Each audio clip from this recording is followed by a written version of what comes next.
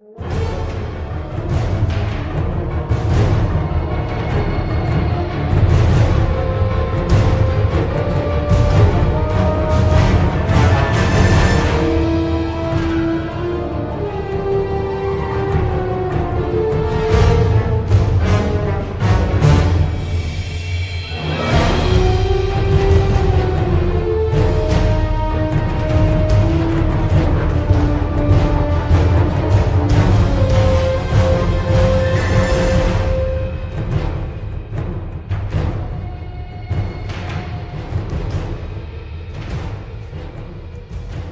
and welcome to Missed Checkpoints, the Video Game Book Club podcast. Today we're wrapping up our discussion of The Evil Within.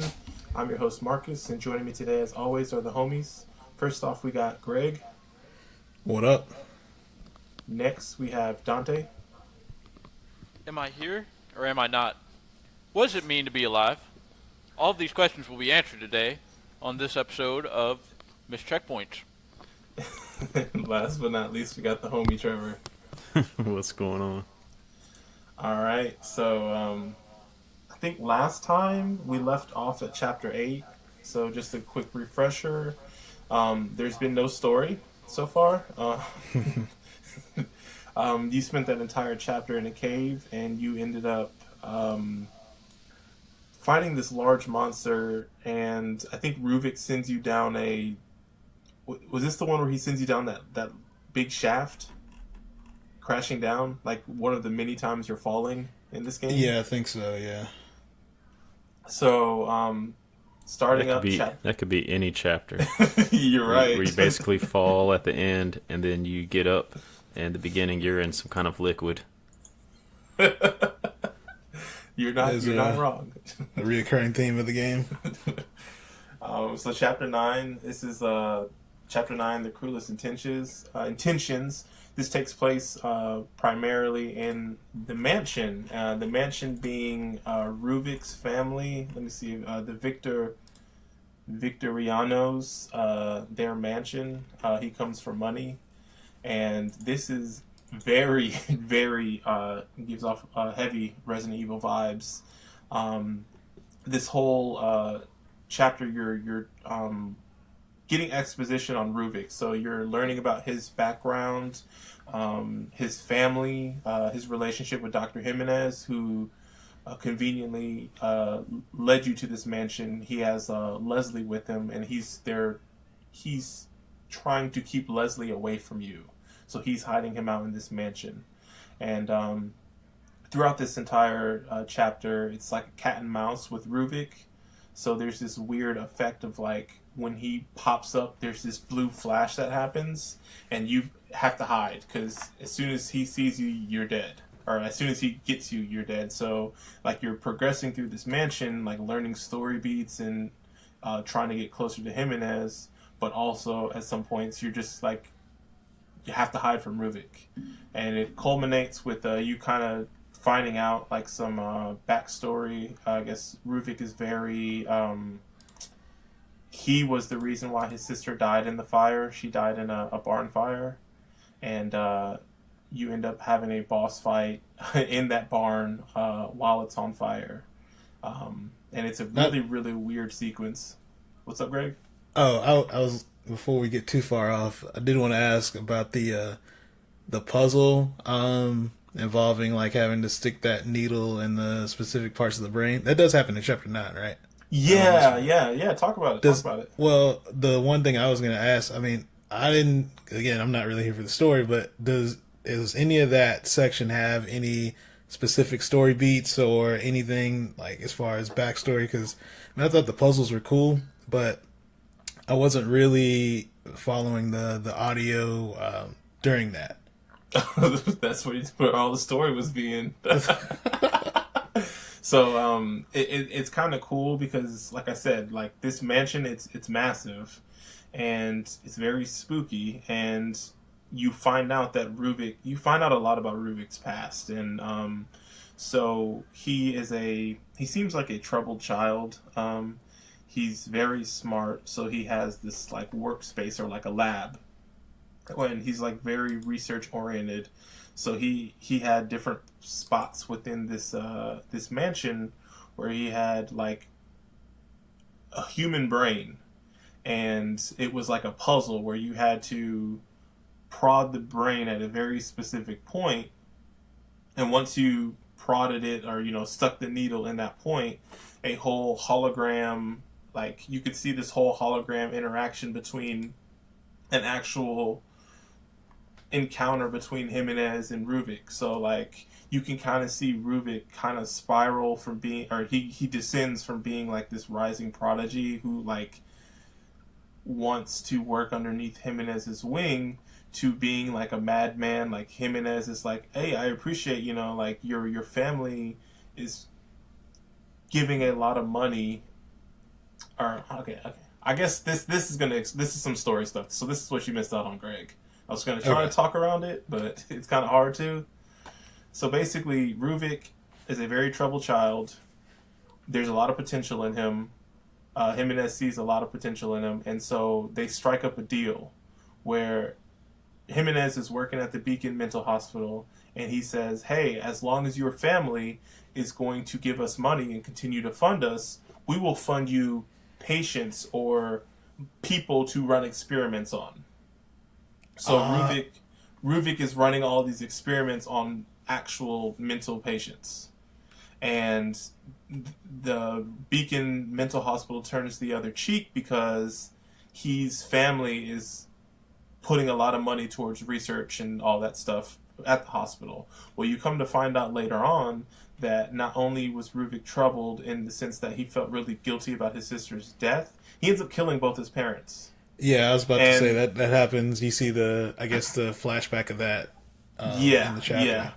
And even you see an encounter where Jimenez is like, hey man, I haven't seen your parents in a while. And he's like, oh, they're away on whatever, never mind them. Like, they're still paying you, aren't they? And it kind of basically foreshadows or whatever, that spoils that he's dealt with them. And like, this is the terms of the relationship. And I guess at a certain point, Jimenez doesn't mind. Like, as long as money is still coming in, then he will gladly fund bodies or give bodies or patience to Ruvik for his cause. It's got to be a good amount of money for him to just be like, yeah, I'm cool with that. Right. So that is kind of what you find out in this chapter, and it's really creepy because there are a lot of it's like a lot of ethical stuff, right? Yeah.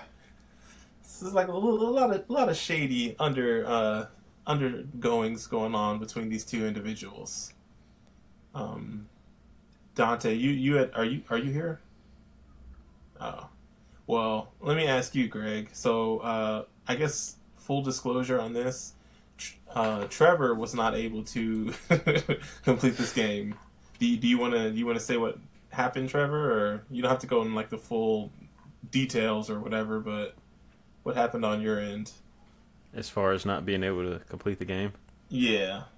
Just life stuff. It'd be like that sometimes. Yeah. So did you weren't able to pick up from the last point, right? So you only played up to chapter 5? I played to the end of chapter 6. Chapter 6. Okay. So you didn't play any of this. No, I haven't played any of what we're talking about. Did you watch those walkthroughs? Yeah, I watched all of it. Okay, so me and Trevor, we both watched the same guy do walkthrough, which was the no damage run of this game on Survivor difficulty. So Greg and Dante were the only two of the four of us that actually completed the game, so kudos to you guys. Greg, how did you feel about Chapter 9? I really liked it. You got kind of like what you were saying earlier. It has a real Resident Evil-esque vibe to it. You kind of walk into this mansion. You have to. You see, there's this door in front of you, and you're trying to figure out, well, how do I get it unlocked? And there's 3 different puzzles that you have to take care of to actually unlock the door. And even the whole time you're going through the mansion, it's just, I mean, there's a little bit of stealth in it. I mean, you don't necessarily have to play it super like sneaky, but you get that vibe of like, oh man, like, this feels like something could pop up. I mean, this is definitely, I think, one of the more creepy sections of the game, I think. But yeah, it's probably one of my favorite chapters in the game. Was it what did you think about the whole, like, I guess you didn't get the story stuff out of it, but like the instances when Ruvik was around? Oh, you mean like when he just pops up after you? Yeah, yeah, and you're trying to progress forward, and he pops up, and like, how was that, going through that and dealing with him? It wasn't too bad. Like it. The thing about it is, I get what they were trying to set up, but it just, for me, it ended up just being like this whole thing of, well, I'm just gonna run in circles now. He doesn't get to me, so it's the least elegant looking chase sequence ever, just because it's just me running. So like the one time you go back to the front, I guess the Like entrance of the house? yeah, the entrance of it. I'm literally just running up the stairs and running down, running up the stairs, running down, and Does just he waiting just on go him. away after a certain time? Yeah, or? after a little bit, he goes away. Oh, see, I thought like you had to get out of sight of him. Oh no, he just disappears after a while. Jeez. So, like I said, I get what they're going for, just because all the times you have run across Ruvik, it's just like this thing of, oh, if I see him, if he gets to me, I'm dead, right? So it's a little bit of, panic, but like I said, I think I've kind of, at that point, I kind of understand how they gamified it, so I'm just like, whatever, I'm just going to run in circles, and he'll go away eventually. That's really silly. I had talked briefly to Dante about it, and unfortunately he isn't here, but I think he ran... Yep, I can tune in. Okay, there you go. Yeah, I was going to say this was by far the scariest part of the game for me. Because not only... There's definitely a thing where you can game him, but sometimes you're a couple corridors deep into this place, and there's not a good way to go like backwards to a room you're comfortable with. So sometimes he'll force you to run forwards, because like he'll be on one end of the hallway. You can't run past him, even though you know everything behind him. Like you have that part of the map memorized. It's like, well, I can't go that way. Guess I need to run to this like room that I've never been in before. Pray that there's no zombies.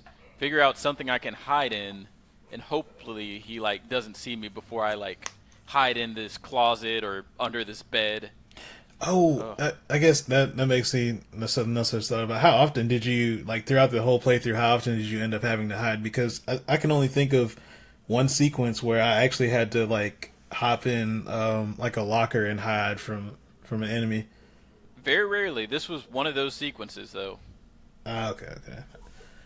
It's one of those things where I thought, and it may come into play in like higher difficulties maybe, because I don't know if that changes the AI, like how aggressive they are as far as like, finding you or kind of like patrolling. But yeah, I guess in this playthrough I only ended up, using it once.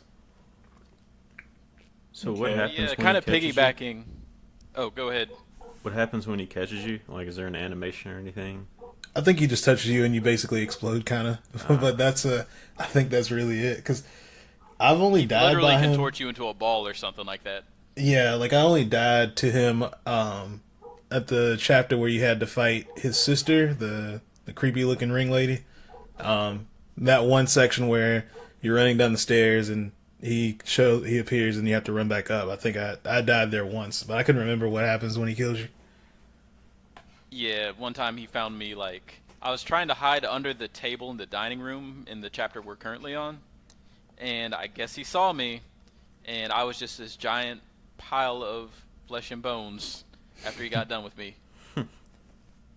Nonetheless, it was terrifying. And the boss fight, how'd you guys like that? Where in the barn?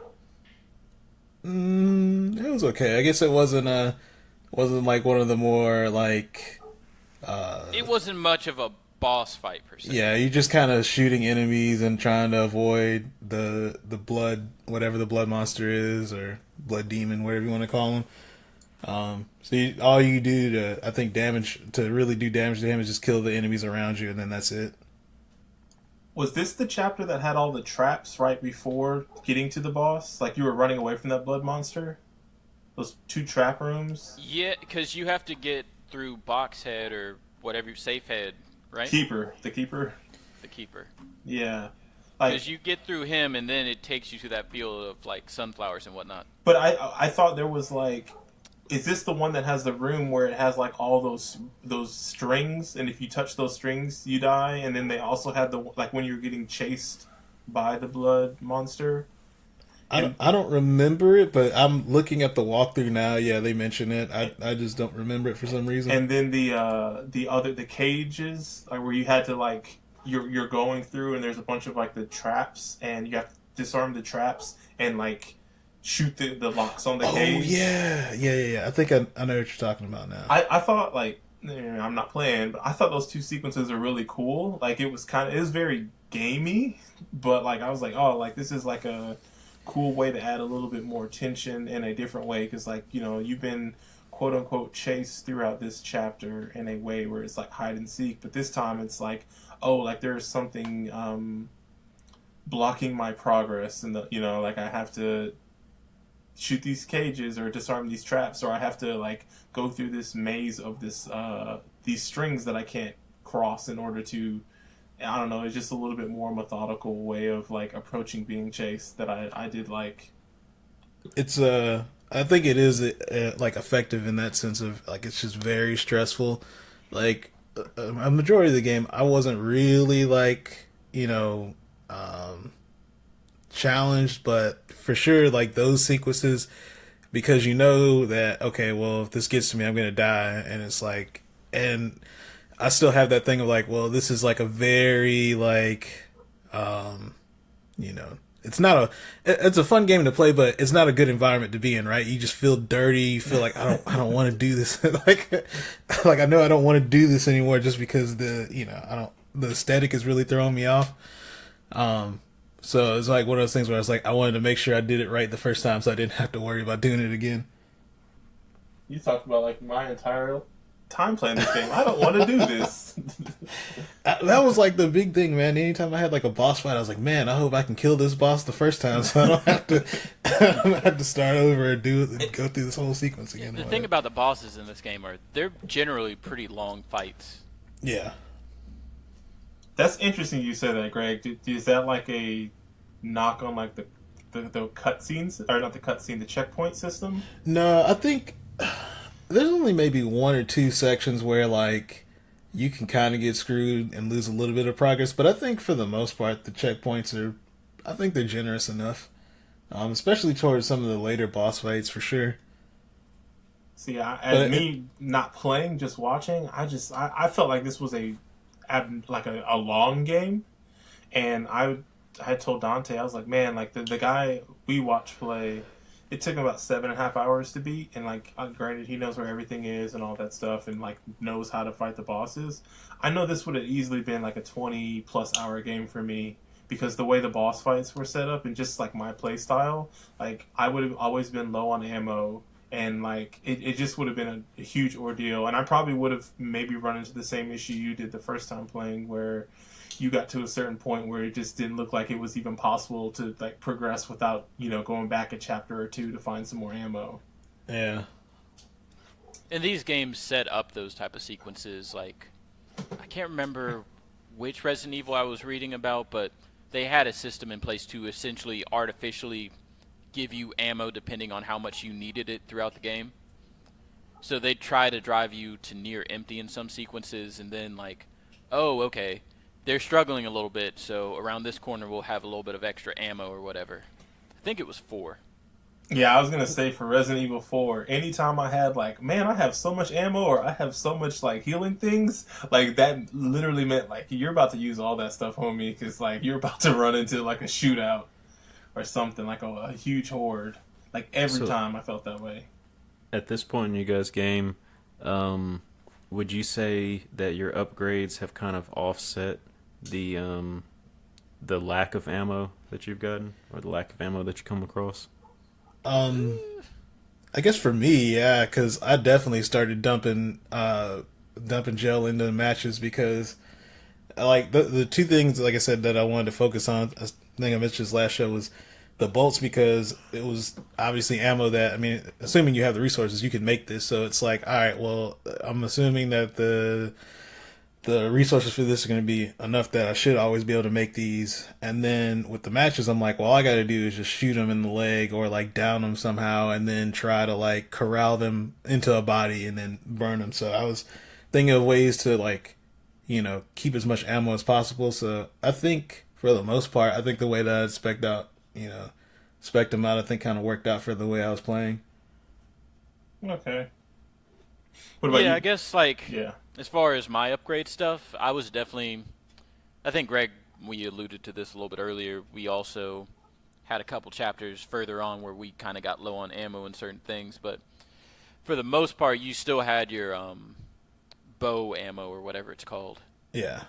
So like you'd run low on pistol, shotgun, sniper rifle, magnum, all that jazz, but you'd still have enough resources that you weren't completely painted into a corner.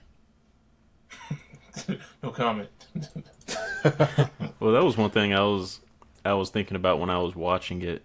Like, I guess because the guy that I was watching and the same one Marcus was watching had already played the game, he kind of knew exactly what ammo he needed going into each chapter and what to save up on as he got to the final boss. Whereas if I were to play this game, I'd be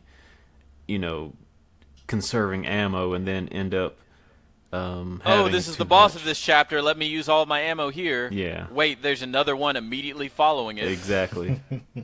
On top of that, too, just the you have a play style, I guess you could say, or like you want to use the guns that you've upgraded, so you're gonna have a bias towards those things. So like even just what you upgrade, like I said, when I was playing, I upgraded my matches and I forgot the other thing, but like I don't think this dude upgraded Sebastian outside of like his running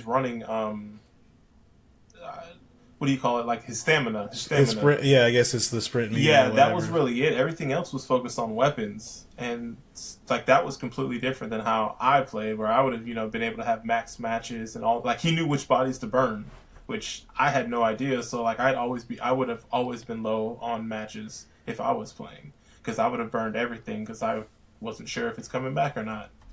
So it was really interesting because I know like usually for these type of games, I usually opt to stick with the guns that I've upgraded, and once I've used all the ammo in those, then I resort to the guns that I have less upgraded, So...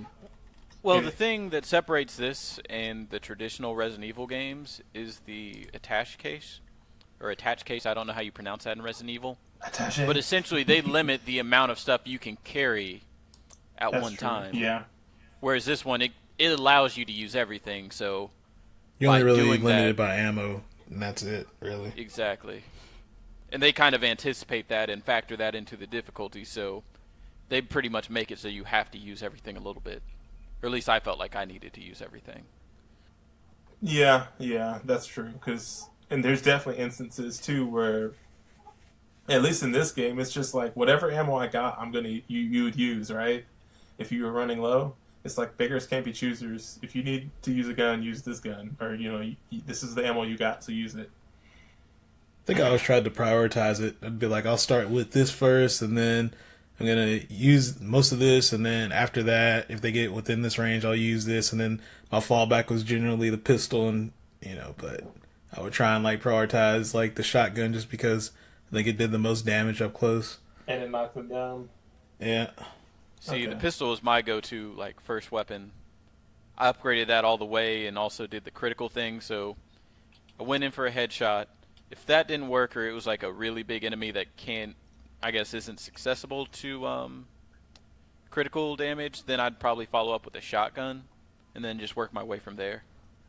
When you leveled up the critical, I guess did you level it up all the way to critical for the handgun? That was like the first thing I did. When the enemies had mask, if you should had a headshot, it would actually take them out, or would it be like where it chips away their mask and you still got to shoot a second time? So it seemed like you could still get a critical on them, but the probability was lower. So let's say I had like a 60% chance on a regular just run-of-the-mill zombie. Yeah. It was probably down to about 25 on the masked enemy. So those I would like shoot their leg, and then try to burn them. Gotcha. Anything else? Anything else for chapter 9? Going on to 10. I want to piggyback real quickly on what Greg was saying. That chapter is super atmospheric. I think by far it's I think it's the best chapter in the game. Like, just the way that they set that up, they make it feel like a classic Resident Evil. Not only do they do that, but they also make it genuinely scary. Just, you don't have too many enemies in that chapter, but you also don't know what you're going into room to room. And then having the added pressure of Rubik behind you at all times, and him randomly attacking you throughout the level. It just made for a really unique experience. Gotcha. All right. Well, chapter 10, the craftsman's tools.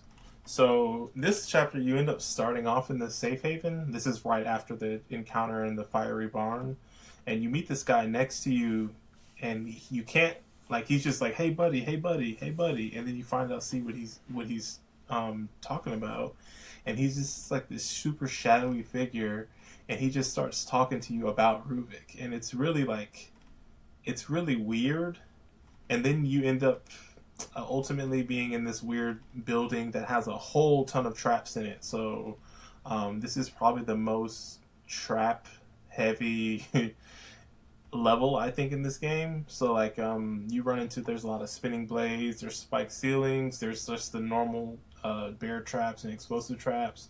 They have these protruding heat walls that, like, if you walk in front of them, they just jut out, so you have to time walking by them. It introduces this new enemy called the Trauma enemy, which is like these super tall, fast, spindly looking characters that have like these hooks. And like, this is actually a pretty long chapter, and about halfway through you end up getting teleported back to the hospital by Rubik, and you end up back in the basement of it, or whatever, or wherever you fought Laura the first time, and you end up having to fight her again.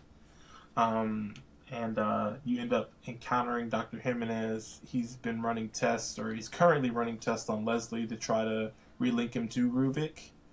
And he is successful in a sense, but I think you shut the machine off before it's done. And this giant, that blob creature we talked about, it shows up, and Dr. Jimenez is like happy for some reason, whatever, and ends up like smashing him. And the game, like the force of him smashing Dr. Jimenez, like basically blows you back off your feet, and you go through like multiple walls, and it's like a really cool effect, because it's like almost like a movie where you're just like, you think you will crash into this wall, and then you just go through wall after wall after wall. You're just like literally like just teleport, not even, what do you call it, like, not teleporting, but phase shifting. It's phasing, maybe? Yeah, and you end up having to fight this creature, this giant, like, beastly creature made up of a lot of different bodies in the parking garage. And what do you guys think about this chapter? I'm trying to remember that fight. Like, it's the only like, thing I think you have to shoot, like, he has like heads and eyes that you have to focus on in like different parts of his body. Man, I don't know why I can't remember. The only thing I remember about that chapter is the Laura fight at the end, but and it's not even at the end. That's like at the halfway point. Yeah, I'm trying to. This is gonna bug me. You guys continue. I'm gonna look this up. No. So is this before or after you fight like the mini boss dudes? So what mini boss dudes? Like, you turn on the generator or whatever, and all the power is restored, and then you have to fight those like hook chain dudes. Yeah, the traumas. Yeah, is it before them or after them? No, you fight that. This is after them. This is at the end of the chapter. So the trauma dudes are like close to the beginning of the chapter, or they're throughout the chapter. Oh, okay. I know which one you're talking about. Like, you're talking about the giant thing that's destroying the cars and whatnot. Yeah, the thing that kills him. Freaking that thing took me forever. How could you forget about that, Greg? Man, I don't know. I'm like, really trying to. You're fighting in this like parking garage area. Oh yeah. Okay, yeah. All right, now I remember. Did I not say okay. parking garage like twice? Yeah. Well, no, I don't know why it was like I don't know. I did almost. It took me so long. I died, so that was a part of that stream. So I died there once, and I almost died the second time, but it was like I was almost done with like all my ammo for I think most of my power weapons, and it was down to like handgun ammo, or maybe I had like a bolt. I had like a couple bolts left, and it was like one of those. Okay, I really need this to kill him, and I shot the bolt, and then finally took him out, and I was like, okay, all right, I lucked out. I thought was this the part where you were gonna rage quit? I definitely was on the verge of it because like it was I don't know what it was, man. It was that happens after the lore fight, right? Or is it? It's right after. Yeah, okay, that's why, because I was so frustrated with the lore fight because I kept dying because I wouldn't do enough damage, or I would try and burn her, but then like I was too slow at trying to shoot one of the valves to bring the fire down, or I would miss, or something wouldn't work. So I died at the lore fight like maybe 4 or 5 times, and I was just like, all right, I'm about to just cut the stream off, call it a night, I'm done. Like I can't do this anymore. Did you die in any of the Laura pre-fight stuff, like the chase sequence? Maybe you're talking about right before you get down to the last like little furnace area or whatever. Yeah. Yeah, I think so. There was one time where I got stuck in the furnace, and you're supposed to shoot the valve to let you out, but I couldn't figure out where it was.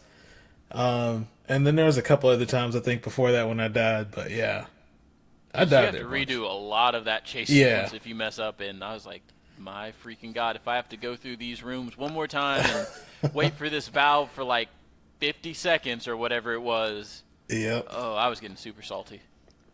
Yeah, it's kind of rough. Did you guys have any issues with the trauma characters? The hook creatures that were really fast? Because you fought them in close quarters. So I was wondering if you guys had any issues with them. I think there's 2 times you fight them. There's one time where there's 2 of them, right? I think there's 2, maybe 3 times you fight them. When there's 2 of them like together, in this chapter, there's 2. Yeah, when you turn on the power, and then like one shows up behind those heated pads or whatever, I think. And then later on in the chapter, like right before you get to the Laura chase and stuff, you fight 2 of them. Yeah, I think that's where I had a little bit of trouble. I think I died there once, and then the next time it was one of those, man, I really hope I can take them out with this last little bit of ammo I got. And but yeah, it was a little difficult dealing with them. It was mostly just because you're in kind of the area leading into where they're at. There's not a lot of space, so sometimes you have to go back in there to try and like, get your bearings and reload. And then now you're in a small enclosed room with like 2 big enemies that do a lot of damage. So sometimes it doesn't always work out. Yeah, I definitely died a couple times on the initial fight against that dude. And it was just like, one, you're trying to figure out what you need to do because, like, the electricity's on in this area. Even though you had been through it before, all of these new traps are awakened. There's other dudes also, like, trying to kill you at the same time. So it's kind of a difficult, process of figuring out, okay, do I actually need to kill this guy? Is this just a sequence where I need to run away from him? And eventually I was like, forget it. I'm going to figure out some way to kill this dude. And apparently you can just pretty much bait him into a trap and kill him that way, which I'm pretty sure your dude probably did, Marcus. No, he didn't. No, he actually killed the dude? Yeah. Oh. He used the frost. Yeah, bolt, that's what I ended up doing eventually. Like, explosive bolts after that. Yep. So that was his preferred way. I was thinking about it, like, this game, I mean, at least in my intro and like what I've read up on this game, like there's a huge emphasis on they wanted to make the enemy seem invincible, and like so like it's difficult to take down these bosses or whatever, but I can't think of a single boss for the most part that you can't defeat, even if you technically could run by them or to like avoid them or whatever, like the early Laura stuff. Like every boss in this game you can kill, which I I guess from what I was gathering, I thought he was going to try to make it where a lot of the bosses you just had to run away from, but it seems like most of them, they want you to fight them. You can run or away they give from you them. that option, I guess. Right? Yeah, You know? and I was like, besides like that very beginning, the chainsaw guy, I can't think of any other boss where it's just like you have to run. That's the only way to like get past this part. I think curious, there is like, one you have to run from. I'm trying to remember. I'm like, well, that box head fight that we were talking about before, like it'll show up later. yeah. Because I'm guessing that's Well, I mean, Laura you can kill and then you kill her again later. So You're right. there, I'm not sure. It's just a dream, man. You guys got anything else for chapter 10? Going back to the fight with the what were those two enemies we were saying again? The trauma. The trauma. So the one thing that I kind of like about how they set up these encounters is just kind of like if you think about the one encounter where you have both of them, right? You're trying to fight them, you're trying to run away, and meanwhile you have to run, but the room also has traps, and the traps are set up in a way that if you're going through the door, you don't know it's there, right? So it's kind of like, so it's like How many times have you run around a corner and just hear beep beep beep? it got to the point where a lot of times I was actively trying to listen to that and decide, well, hold up, do I want to run backwards or do I want to like stop and crawl so I can like not set this off? But yeah, like sometimes, I mean, a chunk of the game, like I would just crawl through doors just to make sure I wasn't running through a trap. But I appreciate it. It's kind of a dick move for them to do it, but at the same time, I appreciate it because it adds to the suspense of like, okay, well, you can't get too comfortable with just, running through this. When you do feel like you're comfortable, right? That's when they take out your element and put something like that there, and you're like, oh, yeah, I can't do this. Like I have to always be on point when I'm, even in encounters or trying to run away. I have to always be thinking there could be something around this corner that might mess me up. I really appreciate the extent they mess with you. Like, this didn't happen until much later, but those, like, the clock time bombs where you have to stop it on the specific spot. Yeah. Like, I can't remember if it was, like, the second to last chapter or last chapter. I was just trying to escape from something, and I had, like, just enough time to disarm one of those. But I hit A, and then I realized they made the window half as big as it. And I was like, those mother... And I don't even know if they give you more resources for it being that small, right? They don't. I actually hit it by some luck, and it still gave me one. It was one of those things where even though I handled it and it didn't affect me, it just made me mad. Just like they try to get one over on you. That's funny. So, Greg, I know you said you actually fought and killed Laura in Chapter 10. Yeah. Well, actually, no. I think I actually ran away from her because that's where I think you have to at the last part of the fight you have to pull the switch and then it opens the door and then once you run through it you can just avoid her at that point. I think I want to say. Yeah, you can escape from her pretty fast. Okay, I think that's what I did because I got so tired of trying to figure out how to kill her because I couldn't always burn her and there was one thing I was trying to do. I was trying to burn the bodies before she could spawn in them, but I don't even know if that even works. I don't know if it helps at all. Like, I don't think it does more damage if she has less bodies to spawn from. But, from what I understood at that fight, like, she takes more damage when she's on fire. So you could, like... Oh, so I should have been shooting her when she was... I was thinking the fire was doing the damage, so I just kind of was like, oh, this is how... well, it does do some damage, but it was just more like, oh, it's almost like a multiplier. Yeah. Okay. So, like, if I had known that, the way would have went ahead and killed her. I saw it was done was either setting off a fire trap and then attacking, or letting her spawn on one of the bodies and then setting it on fire, so that way when she came to, she'd be on fire, and then you could shoot her a couple times and run to the next body. So chapter 11. So I thought this chapter, like, I mean, I did play, but I think this was maybe one of my favorite chapters to watch. So this is chapter 11, the reunion, and it was a very much like the what's the church chapter? chapter 6. Much like chapter 6, it was very action oriented, and it was during the day. There was like, it wasn't dark. It was like a completely different mood.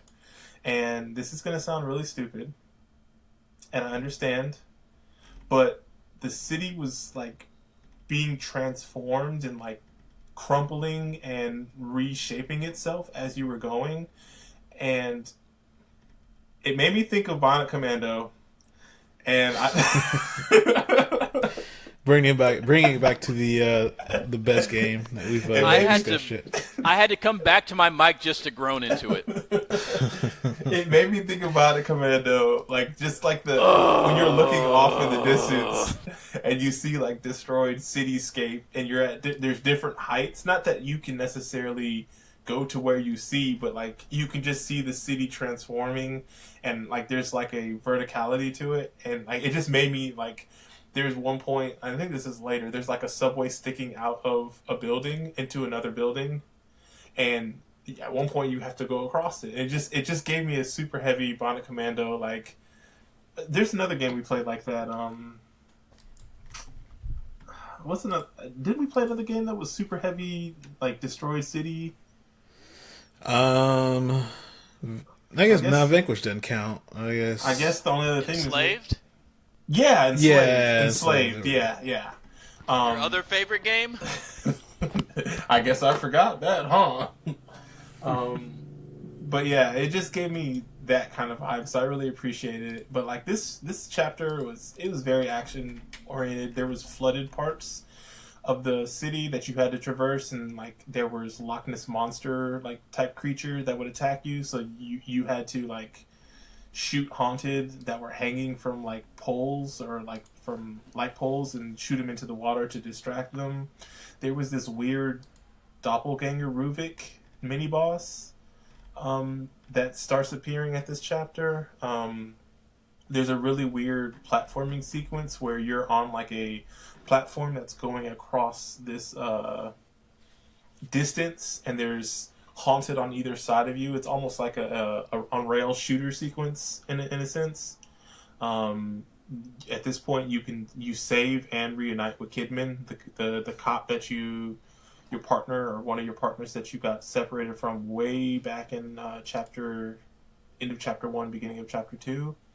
And so you kind of have her as a partner at a point, which it's weird, and this is something I noticed in the second part, where every time you were quote-unquote teamed up with somebody, I don't know if you guys noticed this, but you never got their health bar. Did you guys notice that? What, that they never had a health bar? They never had a health bar. So, like, every time you could heal them. But they never had a health bar.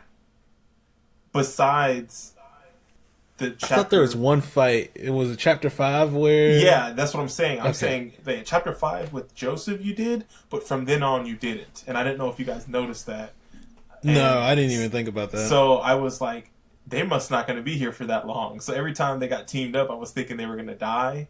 Or it was just like, oh, they're not even going to be here. You know, you guys are going to get split up pretty soon.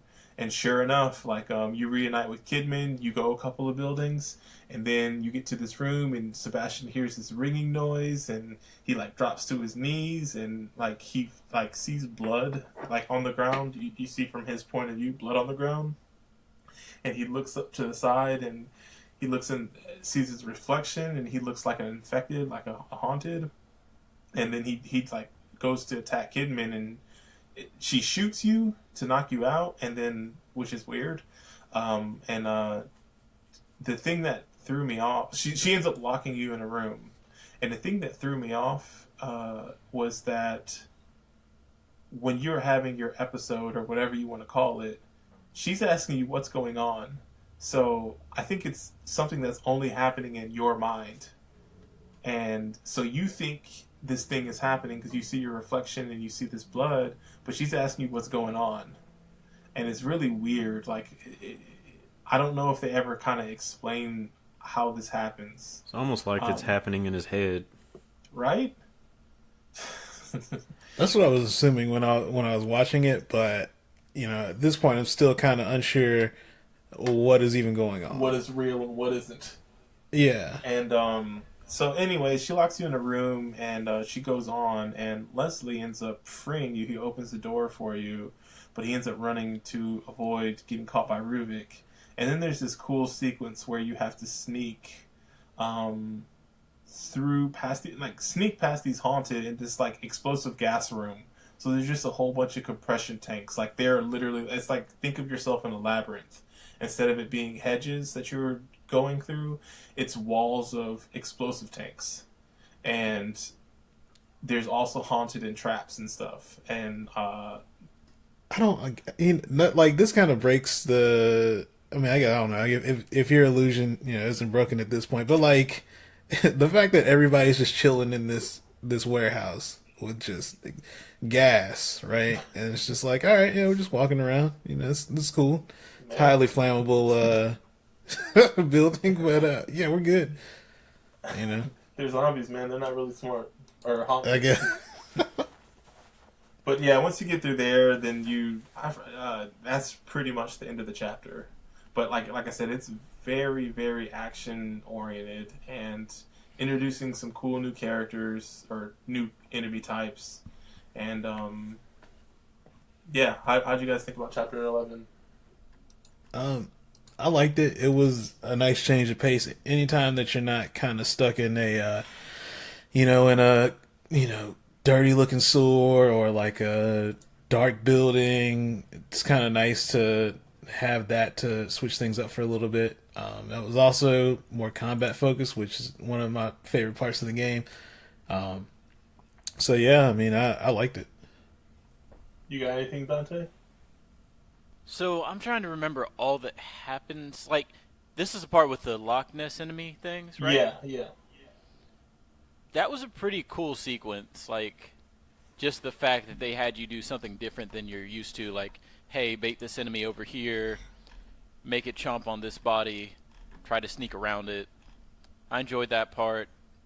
You meet up with Kitman, and you have to fight off a couple zombies with her, but I don't remember too much aside from that. There's no boss, is there? No boss. Like, they introduced that doppelganger Ruvik character. I don't know if that dude kind of freaked me out the first time. Issues with him. I didn't have any issues. He just scared me. I was like, man, how am I supposed to handle this? Because this is Ruvik. But then it just turns out you have to shoot him. He's not conjuring up like that thing of hands at that point, is he? Yeah, off the ground, yeah. Yes. Okay, all right, yeah, that was the thing that messed me up a couple times. Okay. And Trevor, like, I haven't really gone to you. Like, what is your take on this chapter, having just watching it? So, like you, I like this chapter because you're outside. I'm not going to say I guess it's kind of similar to Bind a Commando, except you don't die in the water. Oh, and like it's not the same 3 buildings for the entire game. That okay, too. then compare it to Enslaved. But I think the visuals in the level are really good because they use like a bunch of those I guess like trucks and crates and stuff, and a lot of stuff like really pops and stands out. It's just like a brighter section of the game. Yeah. It's like you get an appreciation for some of the environments that they can create. Because, like, no offense, but, like, hospitals, like, kind of look all the same. Warehouses all look kind of the same. So even if they put, like, a little bit of attention to detail and include, like, this little nod to whatever, it's just, like, it's not as effective. And it's, like, a lot of dark, dirty looking environment, so it all kind of samey, but when they're out in the open in the environment in the world, you can be like, oh well, this world isn't dark and dirty. It's just like, I don't know, it's just like a really good change of pace. Yeah, and they made it a lot more actiony than stealth. Yeah, I will say, I mean, even going on, did you guys have anything else for chapter 11? I was going to say that go ahead. It reminded me of The Last of Us a lot. I was gonna say it reminded me of Resident Evil 4 now, just because it was like you're in a bigger, like, in some of these encounters you're in like a bigger open environment, and they send multiple enemies your way, and there's different paths you could go. You could climb up these stairs, try and like, kite them over there, and then maybe there's some other enemies that spawn on another platform somewhere else that you gotta take out. So It kind of reminded me of that. The only thing that was like dumb, I guess, is the platform sequence where something like I just hate like I'm a enemy and I'm gonna stand by this explosive barrel like. Or the fact that like sometimes they weren't even that close to the edge and you shot them one time and they would just fall over like whoa. And I guess it makes sense, right? Because you don't want people to burn through their ammo. So, but it's like, all right, it's so silly because there was times where I swear they looked nowhere near the edge, and I just shot them, and they would just magically just fall over. They just turn. They do a 180 turn and fall backwards. Well, speaking of cool chapters, I also thought chapter 12 was freaking cool. And I think these might be my two favorite, like, as a viewer, favorite. And I think I would have fun playing them chapters in this game. So chapter 12, The Ride. And beginning of this chapter, you get reunited with Joseph, and he reveals that he hasn't had any episodes anymore. And you're still in the city, and it's so cool, like, as you're, like, moving around and everything, like, the city is being destroyed, and I can't, like, it's cool, like, like, buildings are coming up out of the ground, buildings are falling into the ground, like, I don't know, I don't want to say Inception, because I feel like that is, like, Nope, that was the first thing my mind went to. But I feel like it's like the default, and like real ones would say Doctor Strange. You know what I'm saying? Because Doctor Strange is cool. You should see Doctor Strange if you haven't seen it. Moving on. Okay. But yeah, like it that effect, like of the city, just like a new city happening while you're going through an existing city. And he's basically like, oh, well, I got this ride. I'm not sure if it works. And he points to, like, some school bus. And you're like, all right, cool. So then, like, you guys are on the school bus. And then, like, you're talking to him, just catching up with him. And then Kidman just runs on the bus and starts it up. And, like, drives off. And you're like, what's going on?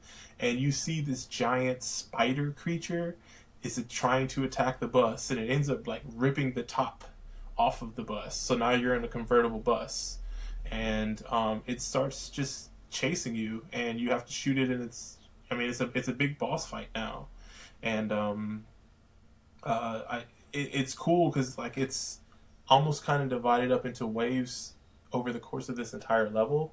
So you shoot its mouth, whatever it as it's trying to attack you, and then it drops off these spider babies, and you kill them, and then you do enough damage to it, then you get away on the bus. Because this entire time, Kidman is driving the bus. And then you end up getting the bus stuck in this section where you can't go any further. And then there's this super long shootout with Haunted, where they have the height advantage, so they're looking down at you guys. And it's you, Kidman, and Joseph, and you guys are just, like, attacking, like, you're getting attacked from basically all three sides of the bus. And they have these Haunted have snipers. There's some that are trying to get into the bus. There's some that have dynamite, and like it's like a really long shootout sequence. And then I think it culminates with you taking on a dynamite guy. His dynamite rolls underneath some oil rig that just happens to be there, and it like explodes and clears the space. And then you guys can keep going along.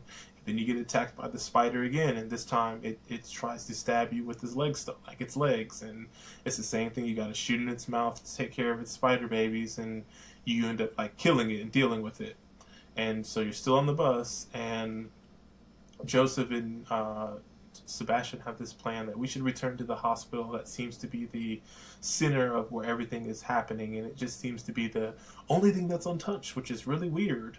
So you're on the bus, and then Joseph just gets sniped in his stomach, and Kidman, like, she stops the bus, and she's about to Sebastian's like, I'll get some supplies from this ambulance that's in this traffic jam on the highway, all these abandoned cars on the highway.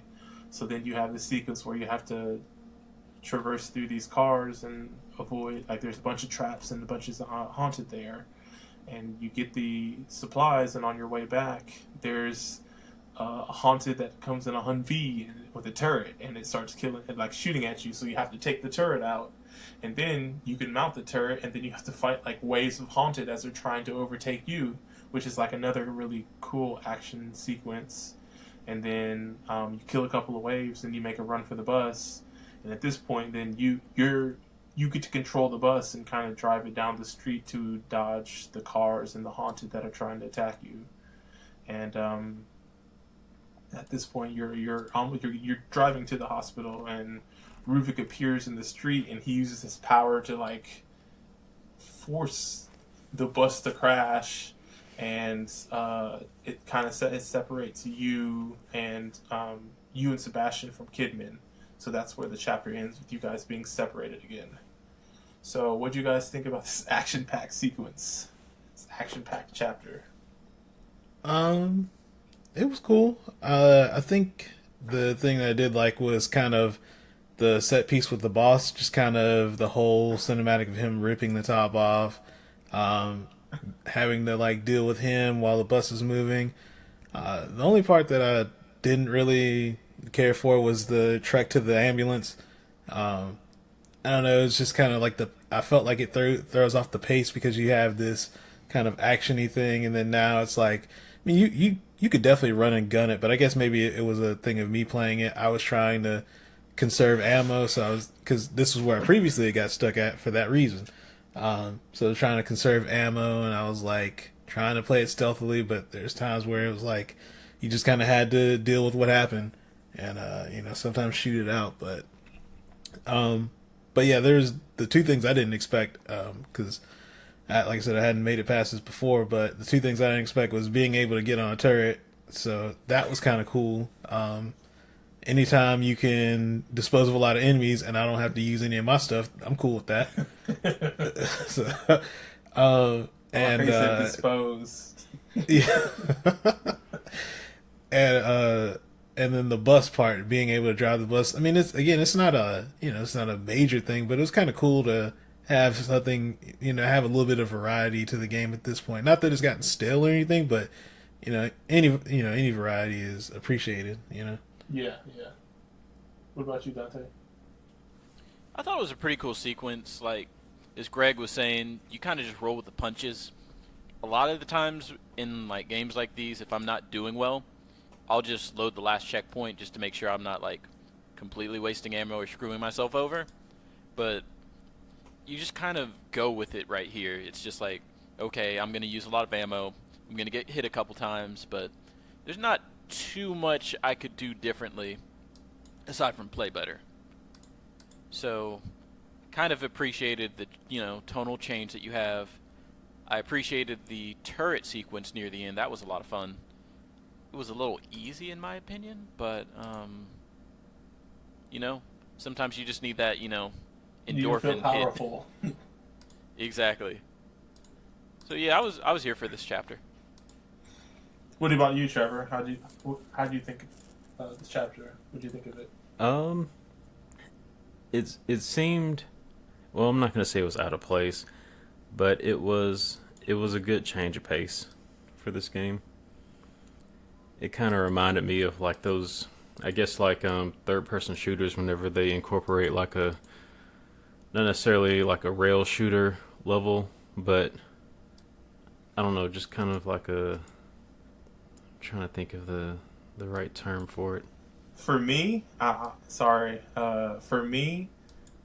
hearing you guys talk about it, like, I agree with everything you guys are saying. It does seem out of place. It seemed very like Gears of War-y to me. Yeah, I was thinking that same thing. Like, the only thing that was missing was like at that shootout sequence, being able to get behind cover. Like, it seemed like it was straight out of Gears of War. I mean, you had the turret sequence. Oh, it's 100% Gears of War. And like, I mean, I don't dislike it. I think it's really cool. It is really weird being in this game, though. But I thought it was cool, and it's like you guys say, it's a change of pace, but it's a nice change of pace from what has been going on so far. But yeah, I was just like, man, this doesn't seem to fit, because I mean, like, Kidman comes out of nowhere, doesn't explain herself. Like, where does this spider ball enemy come from? Like, Welcome to the last half of this game.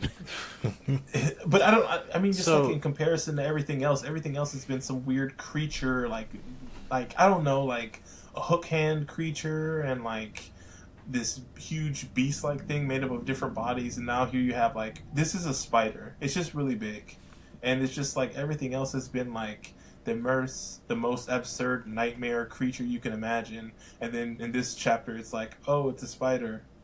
Boo.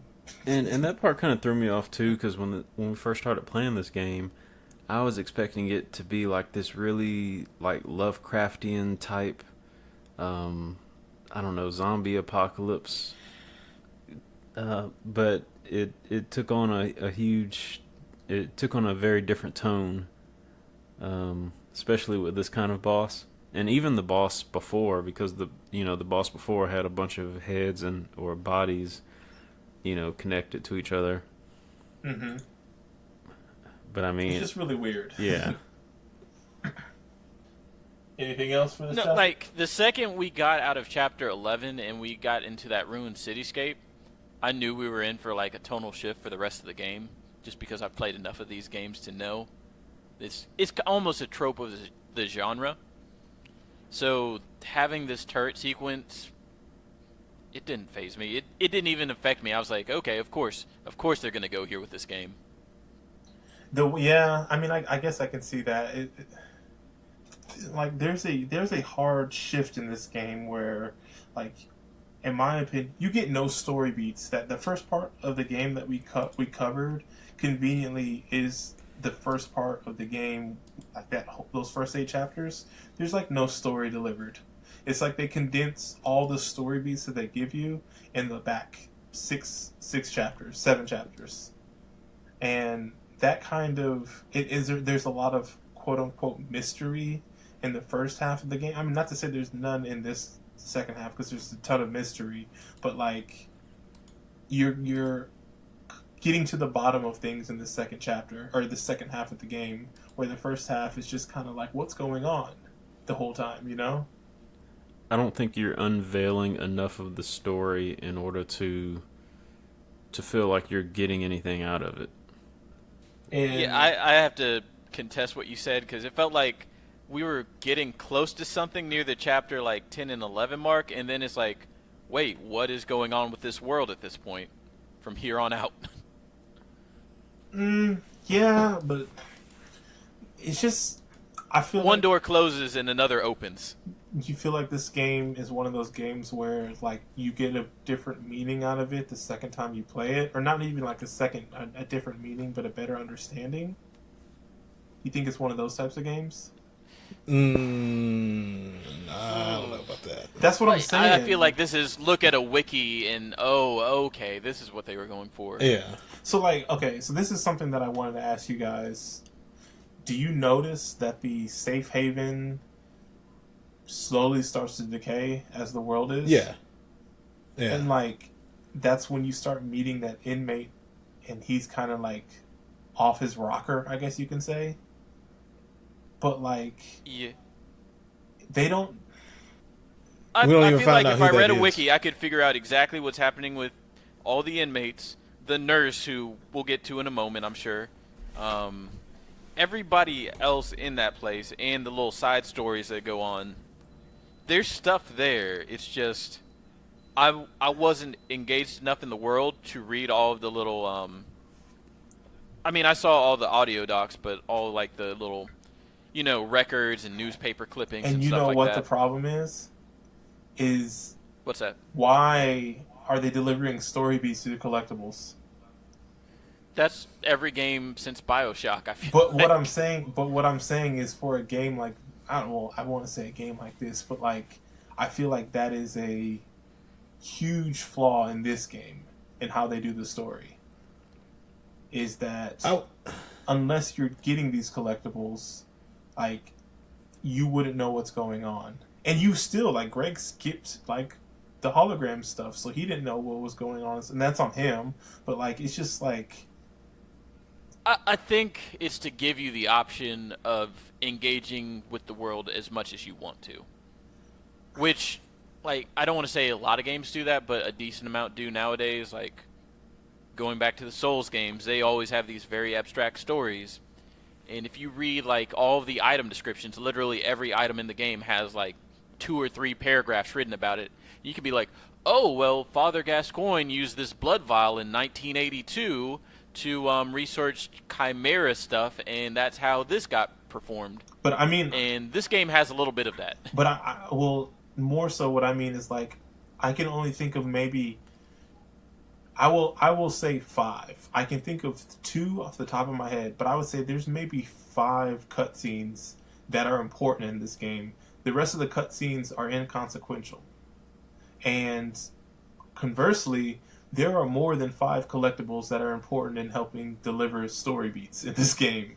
And it is so weird to me that like they have like there's literally like every chapter, it seems to start off with a cutscene and maybe end with one, or like there seems to be at least 2 cutscenes per chapter, and like a lot of the cutscenes don't do anything. Like they don't even do anything like cool, like like where you see games where they show like cool like I'm trying to. Man, I don't know. Joseph made me go back for those glasses that one time. but what I'm saying, well, what I'm saying is like, okay, we play something like Vanquish, and like the cutscenes in that game, they're very stylish, and like in this game, they're not stylish. They don't really deliver any important exposition. They like, what are they there for? I think there were some kind of stylish cutscenes, but I get what you're saying as far as like they don't really push the narrative very well. If that's what you mean, like is. I don't know enough about. Go ahead. I'm not gonna say it's good or not, but I think they're intentionally designed to some extent to confuse you and make you question the reality of this game. Does this game happen? Because I still don't know. I, honest to God, don't know. So I have if the stuff that I went through for the 15 chapters happened or not. I have a theory. Like, this guy is living out completely different nightmares in each chapter. He's basically like Vincent, where he's just living in a nightmare. And each chapter, I could see that. He wakes up, and he's just like, okay, let me go back to sleep. And then he's in a completely different nightmare.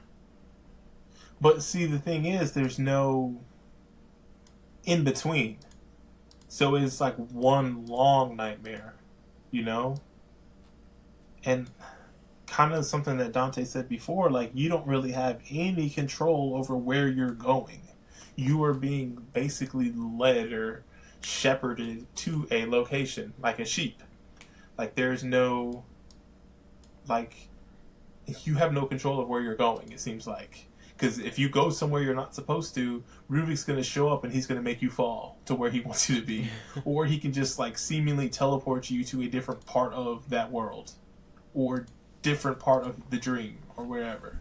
So it doesn't seem like you have any agency in where you're going. So, like, I guess that helps it make it seem like a nightmare. Because, like, you have no control. But it's just really, like, I don't know, it doesn't help the story to me, but I definitely think that it is part of the story to not know what's going on, to be confusing and convoluted. But I don't know, I personally don't like that as a viewer / player. It's like, that's not appealing to me. I get why it is appealing, but it's just not my cup of tea. Anything else with chapter 12? Alright, cool. Chapter 13. Casualties. So, again, you're still in the city. It's still being destroyed, and you and Joseph are basically heading to the mental hospital. And as the city's being destroyed, you guys are in, like, this skyscraper apartment building, and you end up getting separated in this elevator shaft area. So Joseph's like, I'm going to go... I see a different way I can get to this spot. Meet me here. So you guys are split up, and this building has a lot of traps and a lot of keepers in this section. There's a lot of traps and a lot of keepers, and they introduced this new acid trap, which is pretty brutal. But you're like making your way down this building, and you end up in an industrial kitchen section, and you see Joseph being chased by a keeper. And basically, you're like, oh, I'm about to go help out my homie. And Ruvik shows up and prevents you from helping. And he basically turns the kitchen into a trap kitchen. And there's a bunch of like acid traps and bear traps, and there's spike ceilings and walls, and these new spinning saw blade like Roomba creature things that are on the ground. And so you have to like make your way disabling all these traps and all this stuff to get out this kitchen. And you end up following Joseph down a hallway, and he like basically barely escapes from this keeper and like a dumbwaiter that's in a freezer locker. And then you end up having to fight keepers in this freezer locker. And after you take them out, you take the dumbwaiter down, and you see Kidman outside on a playground with Leslie. And it starts up this cutscene, and she pulls a gun on Leslie, and you come from behind and pull your gun out to stop her. And she basically says it's her mission to stop Ruvik by taking out Leslie.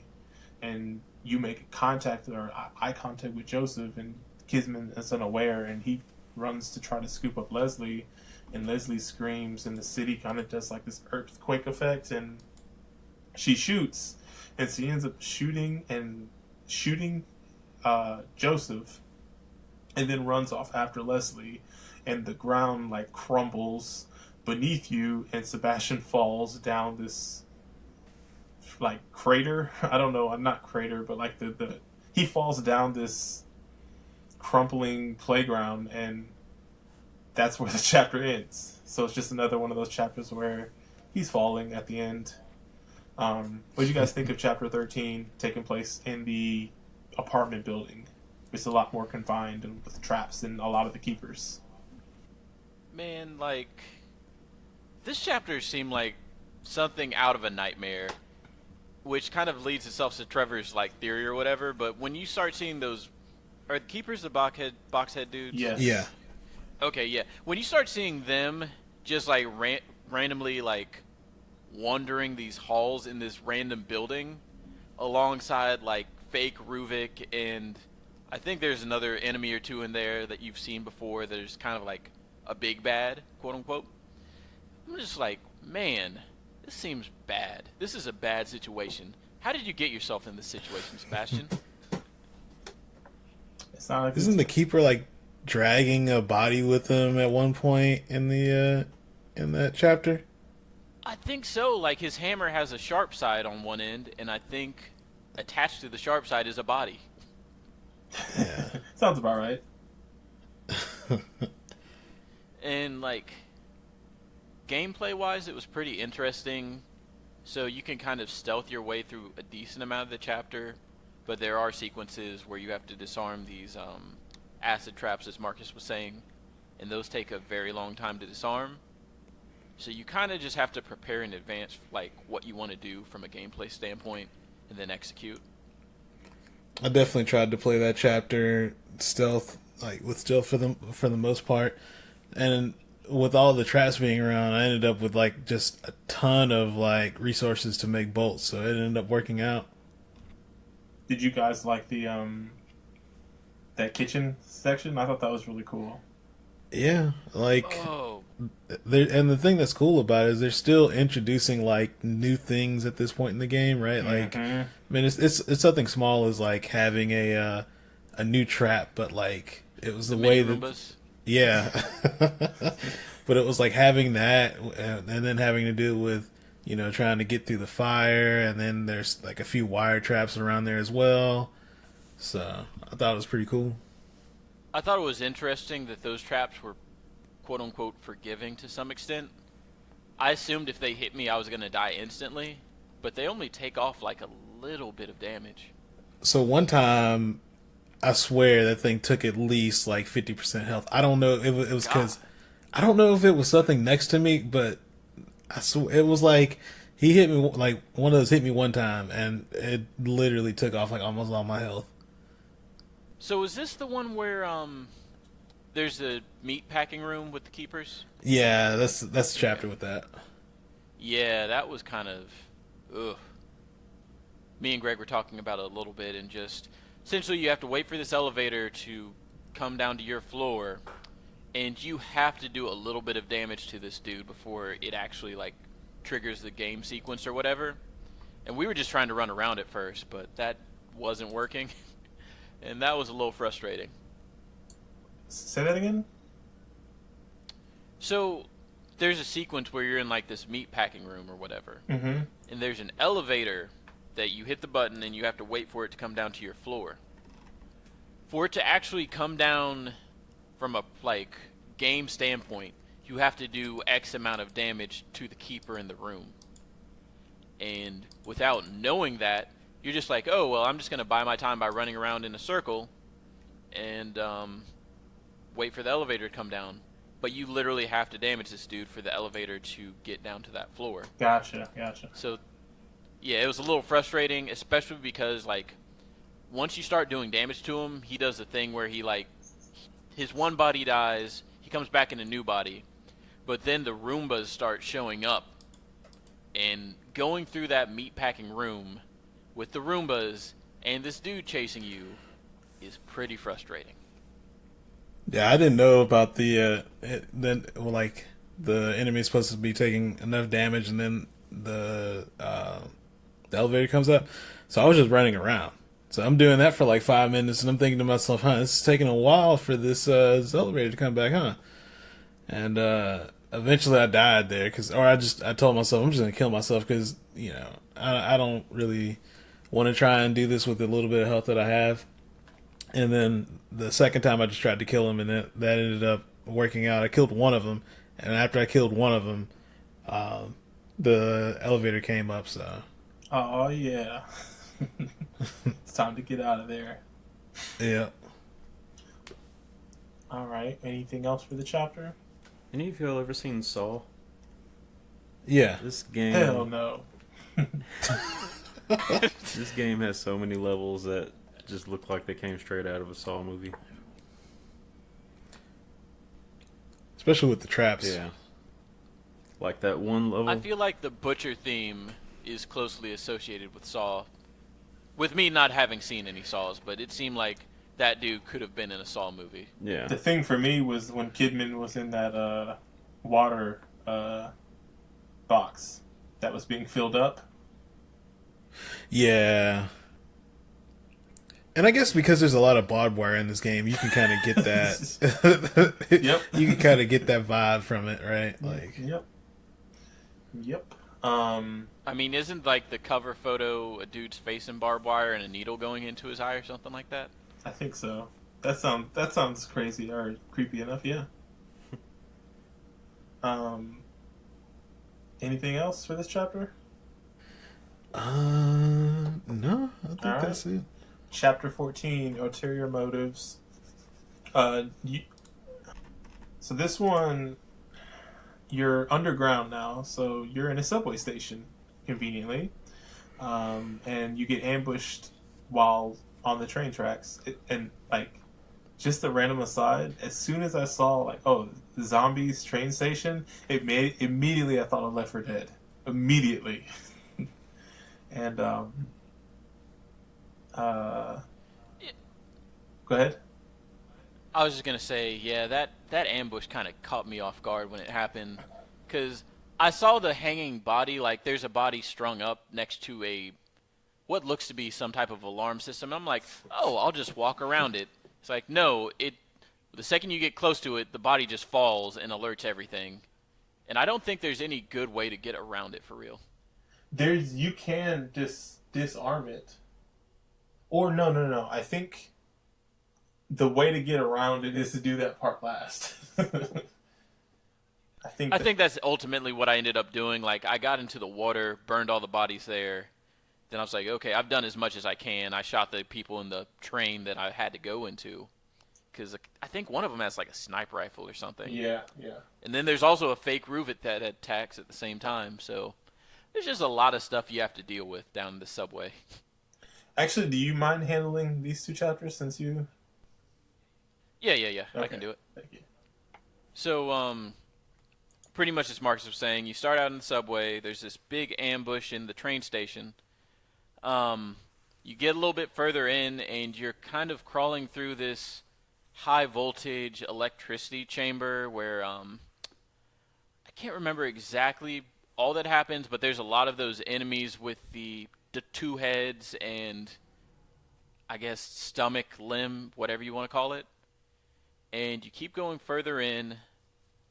At some point, you go into the medical ward, and this might be the last time you actually go into the ward itself. You guys remember? But essentially, like, the nurse is there, and you see her put up a missing persons poster, but it's for her. She's putting up a missing persons poster for herself. Oh yeah, I remember that. The meta. And I was so confused. I mean, I've been confused throughout the entire game, but, you know. It was just one of those things where I was like, well, most of this probably isn't real. I probably should look into it, but I'm not going to at the moment. It's probably a really good wiki article. I had a theory about her being lore at one point, and I don't know. Anyway, somehow you get out of the medical ward, and you go back into the electric area, and you're walking through the corridors. You see a zombie in the distance, and you're like, oh, let me run up on this guy and kill him. And then, no. A tentacle comes out of nowhere and just swoops him up, and that dude is gone. So now you're worrying about these tentacles as you're going through these hallways, just randomly attacking you. And get a little bit deeper in, you find an elevator. You get to the elevator, but you need to turn on the electricity for it. Hit this generator, and as you turn on the generator, you get attacked by a giant squid. So, what did you guys think about, like, all of this chapter up until the squid boss? I liked it. I'm trying to remember exactly everything that happened. So, going through the subway, I thought was pretty cool. I think you're collecting fuses as you go through this, right? If I remember right. I think there's a couple fuses. Yeah. That you have to do that puzzle right at the end before the generator. So, there was one section I did leave out where, essentially it's after the squid has started attacking you, and there's also these spider walls that just randomly started appearing. I haven't seen any spiders in the game. I don't think there are, but there are these walls that you have to burn down with matches. The biggest spider? And I was just thinking of it. The biggest spider that you fight on the bus? Biggest. Oh, yeah, that dude. Okay, yeah. Well, he was a couple chapters ago. I guess that maybe explains where he was maybe in the metro area the entire time, underground. That's where he was until he decided to be all Gears of War on somebody. Right? Yeah. But, there's a sequence where you have to lower the water level, and you're going through these corridors, and, like, the walls start squishing in on you, and you're having to, like, I think the word sidle? Do you guys know what I'm talking about? When you walk sideways over a cliff. Yeah, it's in Wind Waker. Yes. I don't know how to say it. I think it's sidle. That's exactly what I was thinking about. I was like, man, they're making us Wind Waker through here. But, there's a lot of those two-headed enemies that start coming alive, and you're trying to get through these narrow corridors, and they're kind of evolving as you go through them. And that's like right before the squid boss. The one thing I will say as somebody watching this chapter, not playing it, is it's really gross. I like the subway aesthetic, I guess you can say. And it was a really good tension adding when they showed that tentacle grabbing that dude. Because now you're like, I don't know what that is, but I know I'm going to have to deal with it. And when you get attacked by it, when you turn on that generator, it's very like, I jumped. Because I was not expecting it. Because it like jumped off the wall, didn't it? Like it was invisible and it jumped off the wall at you. I think so, yeah. And yeah, it got me. The guy me and Trevor were watching, he took it down no problem. But he did say that this is a very tricky fight. So I can imagine, like, I'm interested to hear how your guys' experience with against that boss. So I didn't really have too big of a problem with him. I think because I had a stockpile of ammo at this point. I think there was one time where I didn't dodge him, and apparently I think he has an attack that just is a one hit kill. I mean, caught me that way once, but other than that, once I figured out that when you see the leeches drop, that's where he's at.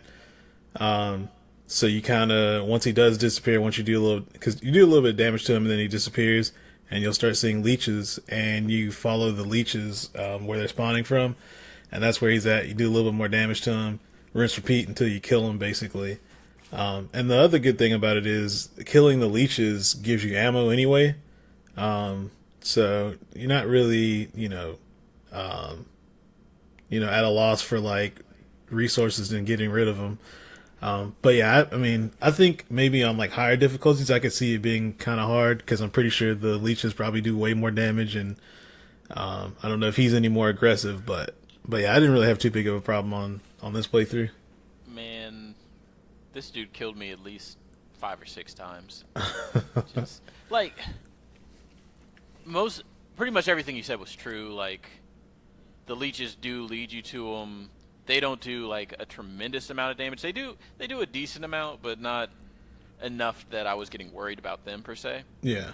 And he doesn't have too many attacks, but his attacks do a lot of damage, and they're also kind of hard to dodge in my opinion. So he does this like charge straight at you, and your guy not being able to just like strafe left or strafe right easily. That was hard to dodge. He has like this lunge attack with his tentacles, and he does that at like 5 times in a row. So just getting out of the range of that was difficult. He dropped the leeches, but then I'd always have the hardest time figuring out where he actually dropped them from. So even though I knew he was like hiding in these little, I don't know, areas up top. Yeah. I just, for the life of me, I couldn't locate him half the time. It was that, and then sometimes he would just be invisible. So instead of being like hanging from the ceiling, sometimes he would just be invisible, like and in front of you. And it was hard to know if you should be looking up, like up or down. Yeah. I agree with that. And he did hit me with that one-hit kill once. Yeah. Where I guess if he's invisible and you get too close, he just chomps you. Sounds like fun. Yeah, you should have been there. But I'm pretty sure you beat him, and then you kind of go into a sequence that you've been into before, where you had to, like, disconnect the zombie dudes from the brain. I think that was this chapter. Yeah, I think that is before the one. Before that, the train. Wasn't the train sequence before this? You're right, the train is before this. That part is so stupid. Yeah. It's so cool, though, man. No, it's not. Ruvik is... Oh, my gosh, man. So, you go up this elevator, and do you get knocked into the train, or does the elevator take you to a train? I want to say it takes you to the train, because I remember at some point you and Joseph saying, like, oh, yeah, we need to go across the subway. Yeah, and I guess since we are in a subway this chapter. Yeah. So, you get to this subway train or whatever, and you're just walking through it, and all of a sudden you see these steel beams be like, do not come closer, you're dead, you are already dead, blah blah blah. You will suffer. Some real like Fist of the North Star stuff. And behind those beams you see Ruvik, and do you have to run away from him at this point, or is it just kind of like a walking sequence? I think you have to walk towards him, I thought. You're right. It was like one of the few times where it's like, no, go towards him instead of away from him. You know, it had those cinematic bars on, so I knew I was good. I was like, they can't kill me during one of these sequences, surely. But eventually you get done with him. I think he knocks you again, and that sends you to the little, like, brain room or whatever, where you have to disconnect the people. The Matrix part. Yes, the very Matrix-esque part. And they give a little bit of backstory on him. Ruvik's got his bandages on, and he's talking to the doctor. And I can't remember exactly what they're talking about here, but Ruvik's always up to no good, so. Do you remember, Marcus? Okay, so it's stupid. It's very stupid. So Ruvik is at the hospital talking to Jimenez, and I guess they've had some type of falling out, or Jimenez basically betrays Ruvik, and it's basically like, oh, you know, this research and stuff you've been doing, it's not yours no more, it's mine. And I'm going to publish it. And he brought his goons in to basically strong arm Ruvik. So it was like a couple of guys in some, black suits and shades and all that. So it's his muscle. And I think they're part of this organization called Mobius, which, again, they don't. This is stuff that I found out later. But I'm trying to think. I had the thing up. Does Ruvik kill them, or how does he get out of that situation? Does it show? No. Let me sorry. So basically, this is from this article. So his thing is called STEM. The machine is called STEM, and STEM has been intended to be a way for Ruben, aka Ruvik, to reshape his reality so he could return to his sister Laura.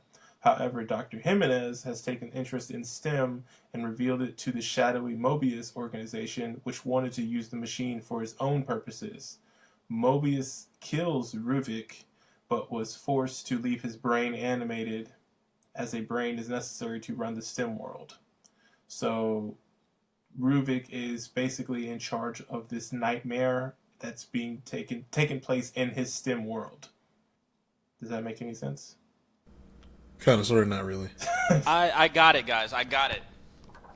Who among us has played Star Fox 64? I mean... All right, Who has the true brains to rule Lilat? I ask these questions, for I know who Ruvik truly is. Andros. Do a barrel roll. Come on, you guys fought Andros' brain, right? You guys took the right way to Venom, right? Man, it's been so long since I played that game.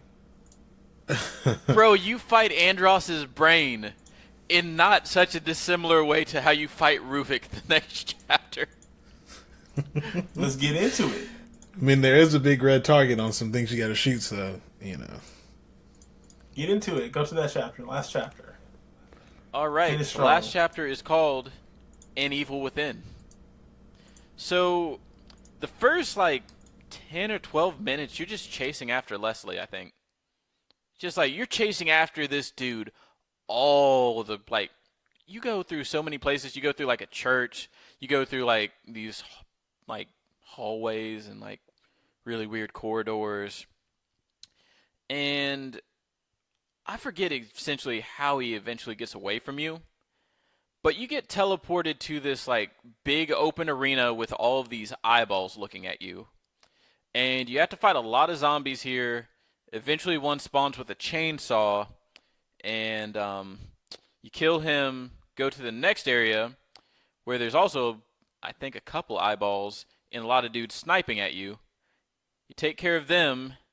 You end up in this, cold storage room, I'd like to say, that's also booby-trapped, with a couple of the safe head guys, the keepers, if we're going with formal titles. You have to fight two of them at once, and you have to fight them because they don't open the door unless you kill both of them. And that takes you to a weird, trippy stealth section where it kind of reminded me of... Do you remember that last part of The Life is Strange, where you're in this really dark place and all of, your friends and family are looking through these hallways trying to find you, and if you get spotted, you have to rewind? Yeah. Yeah, it's pretty much like that with Ruvik and these, spotlights. So, you're just, carefully, cautiously trying to navigate through these corridors. And after you get through there, I think this is where you reach Ruvik's brain? Yeah, I think so. Yeah, is it Ruvik's brain? I'm trying to remember all of this fever dream that I had. It's like a so you have mind. You have that big arena fight first, and then after that is when you go through the little spotlight thing, and then it's Ruvik's brain after that, I think. It is a brain, because it's a brain, but he's a entity in the brain. his body manifests from within the brain. And evil within. Does that sound right as far as describing him? And then Leslie turns into liquid at some point. Oh, he's Liquid Snake? This is some real Lale Lule Low stuff, but yeah, you end up fighting this giant brain thing with a rocket launcher after getting impaled by barbed wire.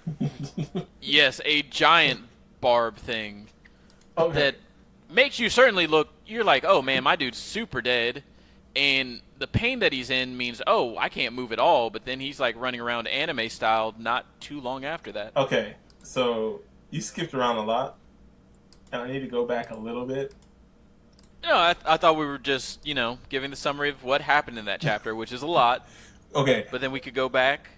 What are your thoughts? The one thing I will say, not going too far back, the first part, when you fight the first form of Leslie, when you're like... So he's like this brain with all these tentacles or like stems coming out, and they're arms that are attacking you. But one is holding you, and you just so happen to be sitting in a turret, or in a Humvee that has a turret. Do you remember that part? Oh, yeah. Do you guys not remember that part? Oh, no. Oh, the fact that you're in a turret car. You're in a Humvee with a... That's the best part. It's so stupid. It's so out of place. Dumb. That was so dumb. It's so out of place, but it's so good. Did you ever... I could not appreciate this fight, just me being a gamer, trying to appreciate gamer logic, but this was just a little bit too much. I was like, what if he just dropped me out of his hand? Exactly! I mean, I thought about that after the fact, but it was just like, yo, I'm here for this. It was like it was like playing like a what do you call the genre of game? Like a shooting, like when you're in the plane. On-rail shooter? The plane, when you're in like a plane. Like 1942 and... oh, it's like a shmup, I guess, I guess.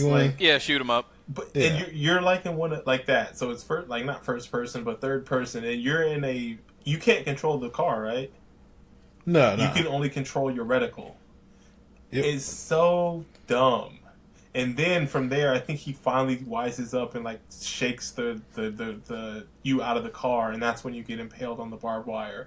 And then another guy, Haunted, also gets impaled on barbed wire just a little bit above you, and he just so happens to be holding on to his rocket launcher, and you reach up and grab it, and then Ruvik on his brain mobile or brain monster that he's in. He's essentially Krang, I guess, right? And he just charges you, and all you have to do is just keep shooting rockets at him, because you have almost, like, damn near you have unlimited rockets, and you just have to slow him down and do enough damage to him to... Oh my god, dude.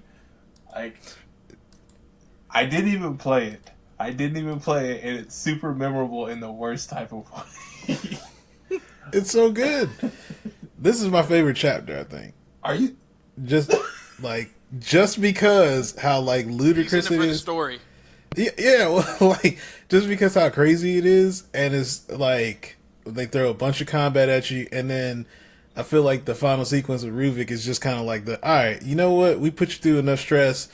You don't have to worry about anything, right? You literally just are watching. I mean, it's almost like a quick time event, really, And it ends with you having to shoot Ruvik, like, in slow-mo, try and catch him, try and shoot him before he eats you, I guess?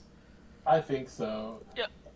This reminded me of the second to last boss in Ninja Gaiden Black.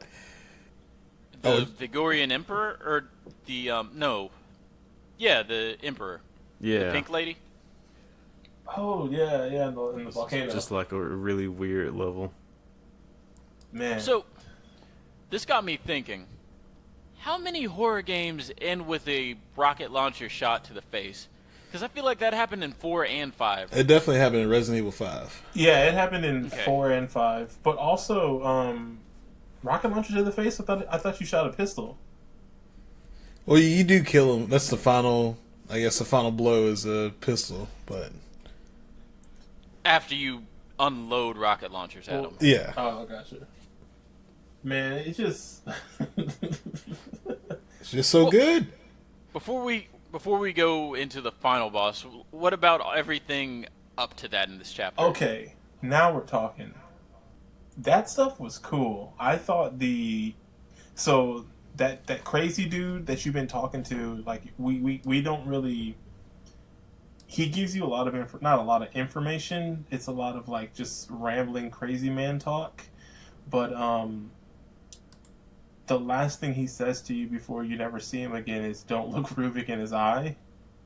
And you end up looking Ruvik in his eye, and that's when you get teleported into that arena area. And with the like 1,000 eyes. Yeah, and I thought that was really kind of interesting. Like it was a almost like an arena shooter, right?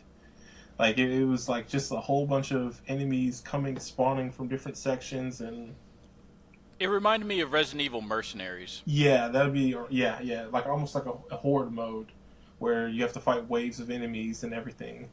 I thought it was pretty interesting, and I like that they had the 3 different, because it was the one where you fight the waves, then the one where you fight the sniper guys, right? And then the keeper, and then the sneaking part, right? Yeah, I think that's pretty much Yeah, it. so I thought that was a cool, like, variety of people to fight. So I thought I was cool with it. I thought it was cool. What about you, Greg? Yeah, like I said, I guess, well, for sure the Ruvik fight is probably one of my favorite parts of the game. But yeah, I think everything leading up to that I was pretty cool with, right? Like, again, it's kind of dope to be able to just use all your ammo for the most part. So that arena fight was pretty cool. You didn't really have to worry about, even if you were bothered by stealth, right? There's none whatsoever. It's just like hey, just kill a bunch of enemies. And it gives me that Resident Evil 4 vibe of like, there's these, you can kind of navigate around the environment to try and like, set up kills and stuff like that. So, but yeah, I think this is probably one of my favorite chapters, if not my favorite chapter. I just don't understand why, but I mean, it doesn't make any sense. But see, you don't want to look deep into it, right? Just take it for what it is. Gotcha. Did you like it, Dante? I thought it was pretty good. I could have done with a little bit less of the Leslie chase at the beginning, but I'm trying to think of all what happens there. That Leslie chase, I'm trying to think if there was any cool. Nothing to it. Like you're just walking, following him. There's not even any enemies. Yeah, I literally think it was letterbox there, so I knew I wasn't going to die. Mm-hmm. But I'm just trying to think if anything interesting from a story perspective happened there. I don't think so. See, that would have been cool if they added something to be like, oh, this is what Leslie really is in relation to this game. Which I still don't know what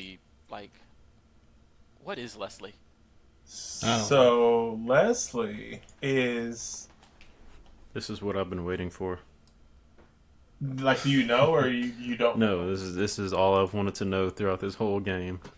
Okay, so, basically, he is going to be the new person in charge of the STEM.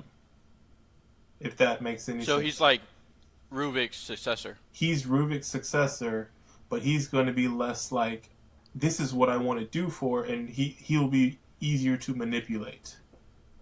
Now, the problem is I have no idea what they want to use the STEM machine for, So, Ruvik, he basically wanted to use it to bring his sister so he could spend time with his sister.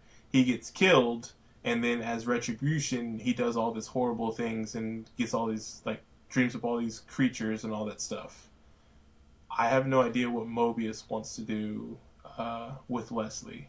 But Dr. Jimenez is in Mobius's pocket, so that's why he had such a close working relationship with Leslie. Because he's been basically grooming him to succeed Ruvik. So Kitman's agency is opposed to Mobius. That I don't know. I think she's actually a Mobius agent. But Mobius is pro Leslie, right? Yes, and like that's what I don't understand, because I this is at the very bottom. the truth is, so while Sebastian knows her as a junior detective, the truth is she's a Mobius agent who's been sent into STEM to retrieve Leslie. So maybe if you kill Leslie in STEM, I don't know. I actually don't If know. you die in STEM, do you die in the real world? Yes. Yes. I was asking that facetiously, but thank you for the legit answer. Yeah. Well. Yeah. So I have no idea why she pulled the gun on Leslie.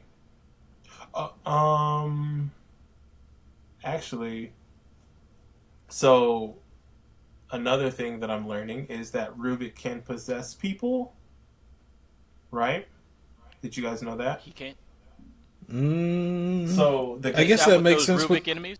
So the guy that we were, and this is like very nuanced, and this is really cool. So the guy me and Trevor were watching playthrough of, he started pointing out, like, do you guys notice Leslie's walking animation? He doesn't walk like Leslie walks. He walks like Ruvik walks. So anytime he's walking and he's like, because Leslie, the character, is very timid and shy.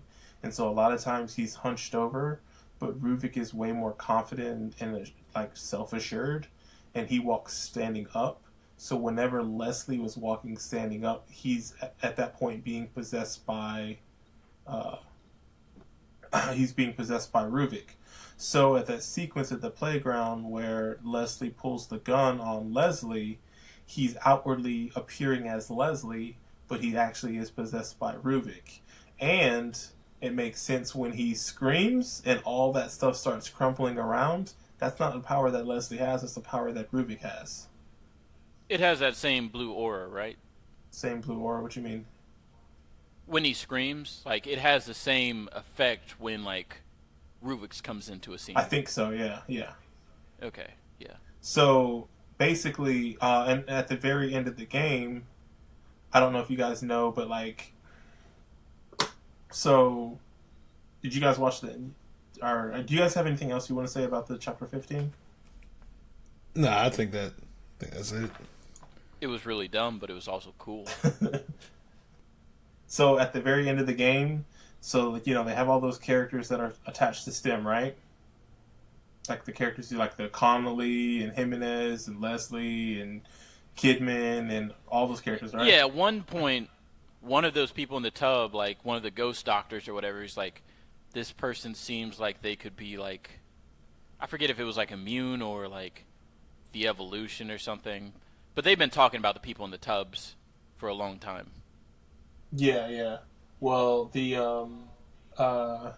at the end, Kidman says, "Leave these three are dead. Leave them behind." Right? Or she says something like that. So they leave behind the people that are dead, and the people that they leave behind are Sebastian, who isn't dead, but she knows that, and she's like throwing you a bone, I guess. And then the other two people she leaves behind is Jimenez, who did die, and the other cop that was the driver in the very beginning. That was like the first guy that got haunted that you killed when you got your pistol in the very beginning of the game. I think his name is Connolly.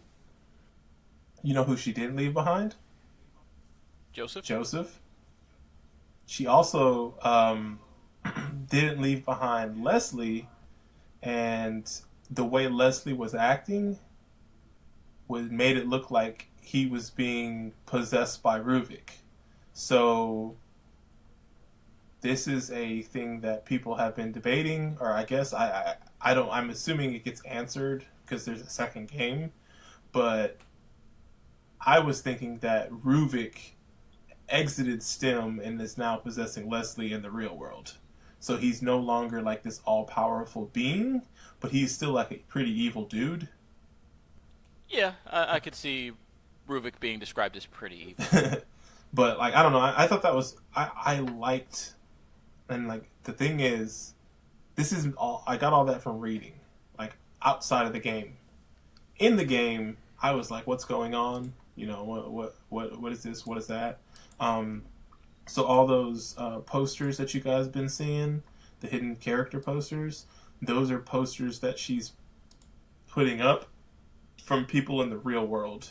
So I'm not sure if those are people that are like being snatched away and hooked up to the stem thing, or those are all the different people that have been hooked up by the stem thing, so they make it seem like a serial killer. But I think it's Ruvik like basically taking these patients or kidnapping these people and using them on in his experiments.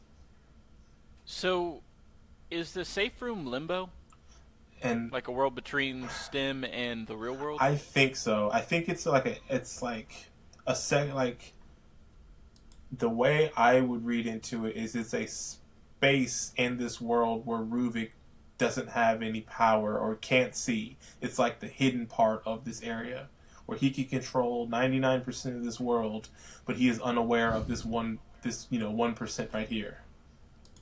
Now, I don't know why that lady disappears beyond, like, I'm assuming anytime people disappear in the dream world, they die. I'm assuming they die. So I'm not sure how she dies, but I'm assuming she's dead. At least she got a job with benefits. But I don't know. Like I think this story is interesting reading into it, but like I don't think the game does a really good job of putting this forward. So I think the story is cool, but I just wish that it was delivered differently. I don't think they're all the way successful in delivering the story. Do you think that it would have made it a better game had the story been a little bit more upfront, I guess? I have no Less idea. abstract. I have no idea because by all intents and purposes, this game sold pretty decently, I guess, right? Enough to, I mean, they came out with 2 DLCs and a sequel, right?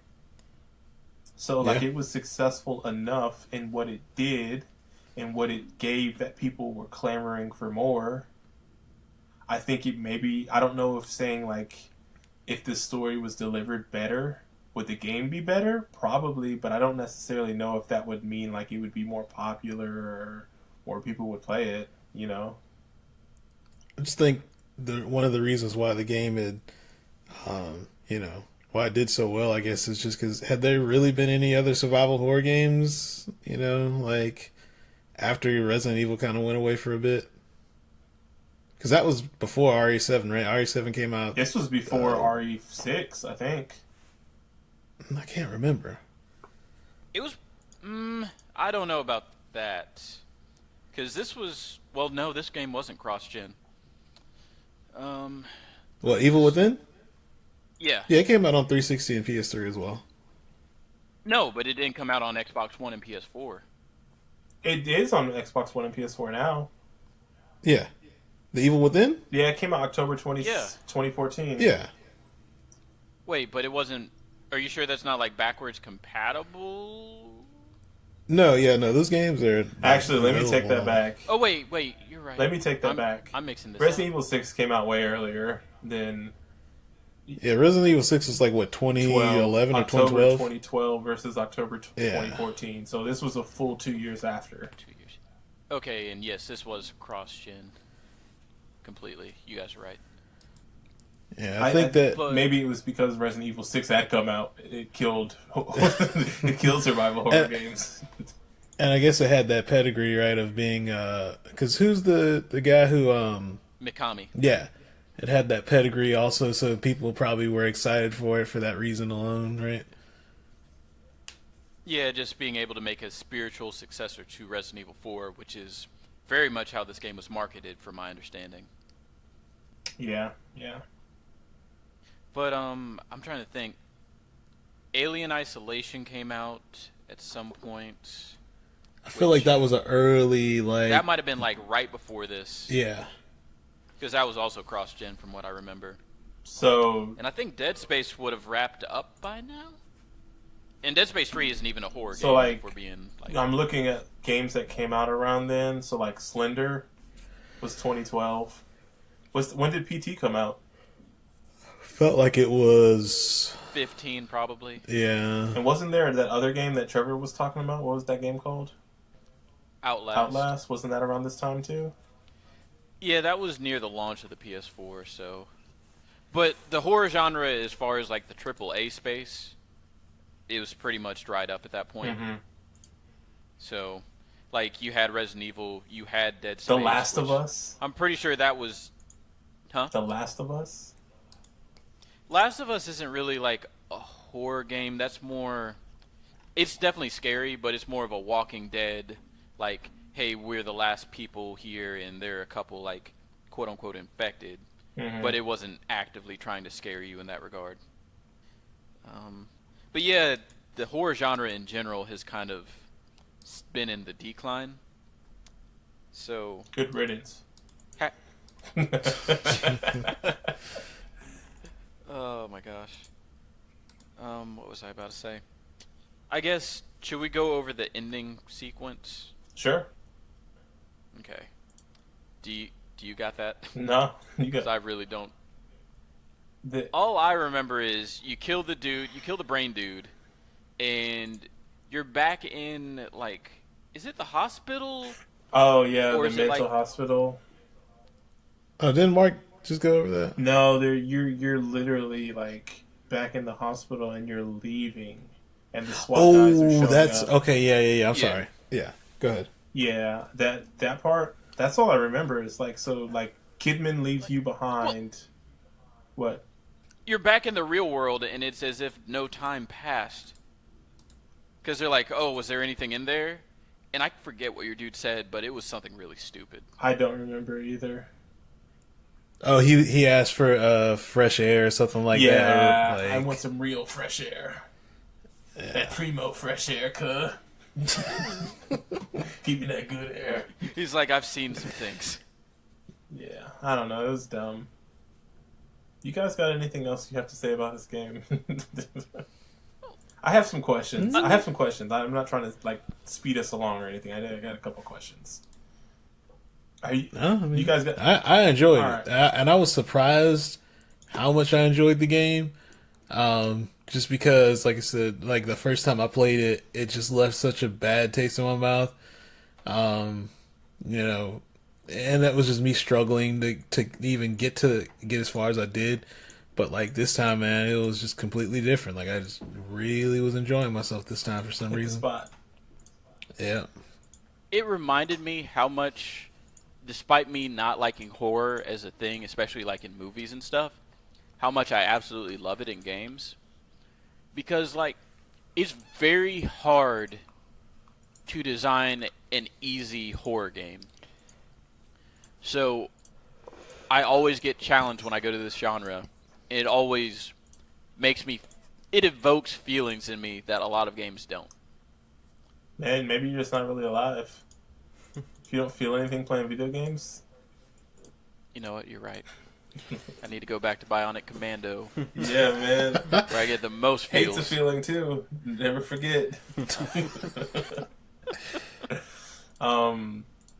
So I guess my question. What about you, Trevor? Do you have any intention on going back and playing this game, finishing this game out, or do you think just watching was good enough and you don't have any desire to keep playing? I think there were.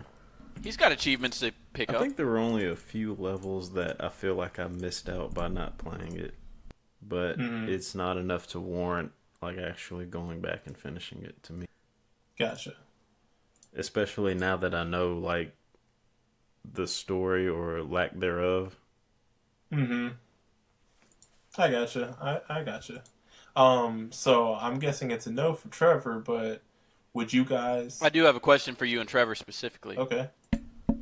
If the Brazilian dude that you were following had a video series for The Evil Within 2, would you watch it? Yeah, I'd watch it, yeah. Probably.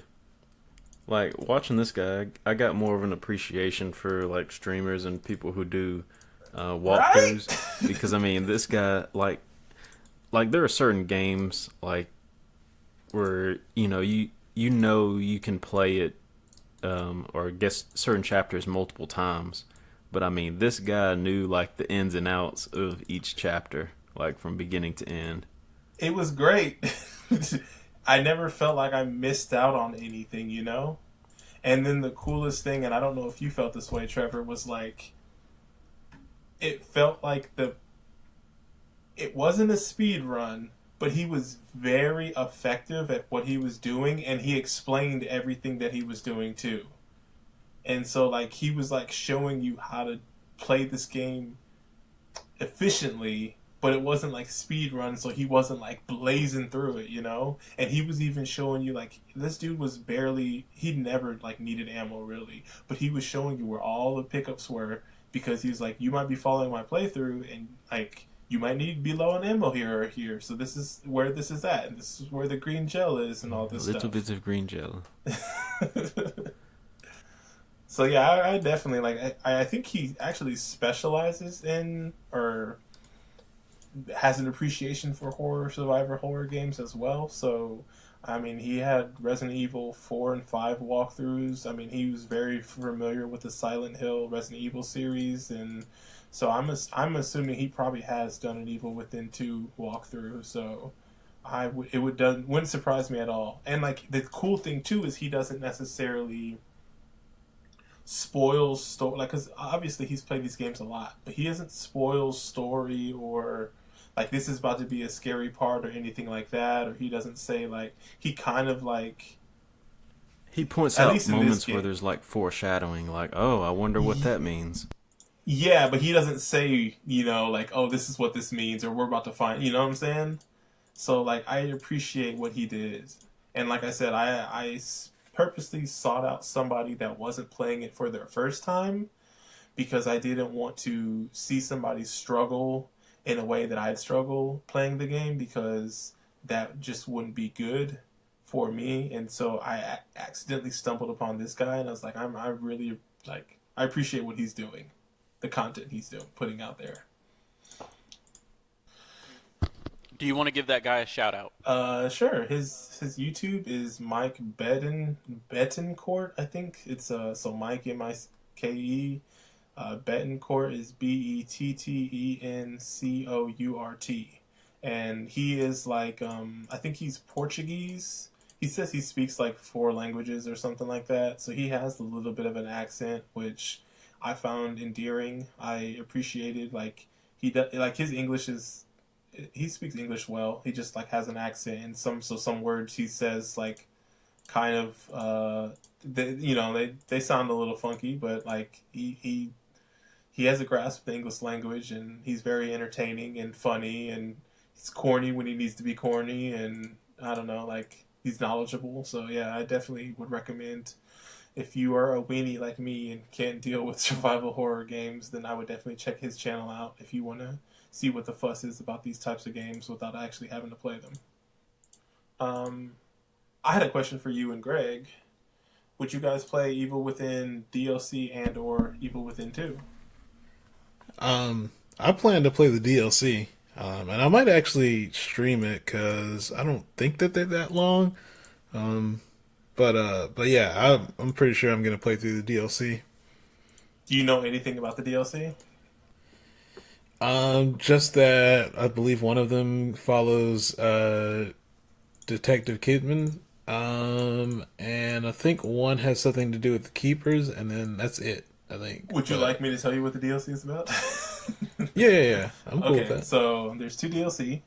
So like, this was another one of my questions was, what was Kidman and Joseph doing this whole time? Like, every time you were separated? Well, luckily for you, you find out the answer to one of those is both of these DLCs follow Kidman. So it's 4 chapters dedicated to Kidman, and they're split up, so 2 per DLC. So the first one is The Assignment, and it follows Kidman explaining what she was doing in Ruvik's mind after being separated from the crew, and also delves into her past and revealing her true motives. The gameplay is completely different, or not completely different. There's no firearms, so you only are using the flashlight, bottles, and axes, which I needed you to know that, Greg. I needed you to know that. So the first DLC, you're only using flashlight, bottles, and axes. It's way more stealth focused, and it also, like, I'm not sure if this is like force you to play this way, but there's a new mode that disables all light except for light that comes from the flashlight. So I'm not sure if that's like a new mode, like, or if that's how you play it. The second DLC is pretty similar to that. It's an emphasis on the puzzle solving, but firearms are now usable, but combat is pretty much discouraged due to the overall scarcity of ammo. So they include some new features like you can push enemies off ledges and using chemical lights in some areas over flashlights. But overall, it seems like it's both of these DLCs are more stealth focused than combat focused. So I wasn't trying to deter you from playing them. I was just letting you know that, hey, this may not be what you're in it for, you know? Well, so I'm looking at all the stuff on Steam, and there's another one called The Executioner. And I don't know what that is. Is it? So that's the one that I thought was based off The Keeper, but I'll have to look. Let me see.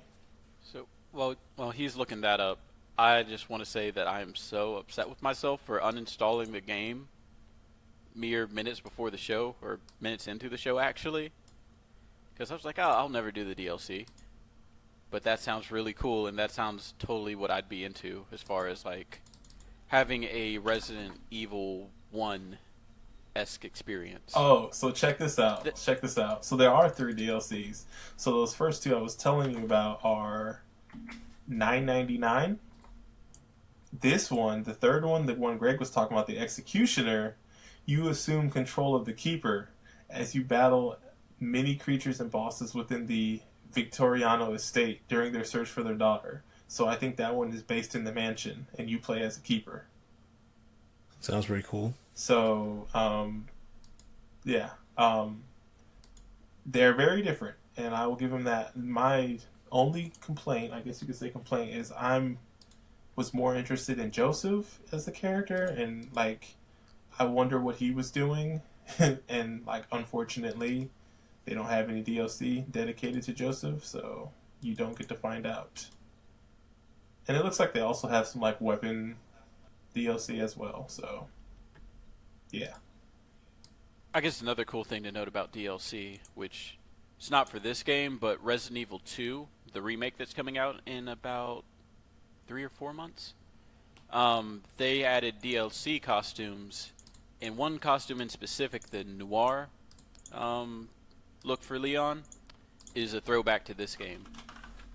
Weird. Or at least it, like, I guess, homage to this Is game. Dude working on that game, helping out, or they just were like, we have a lot of respect for him, and so we're gonna throw him a bone or something?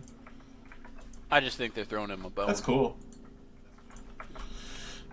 But with that being said, like, as this episode was playing, I went ahead and downloaded Evil Within 2, so I might actually start that tonight. Okay.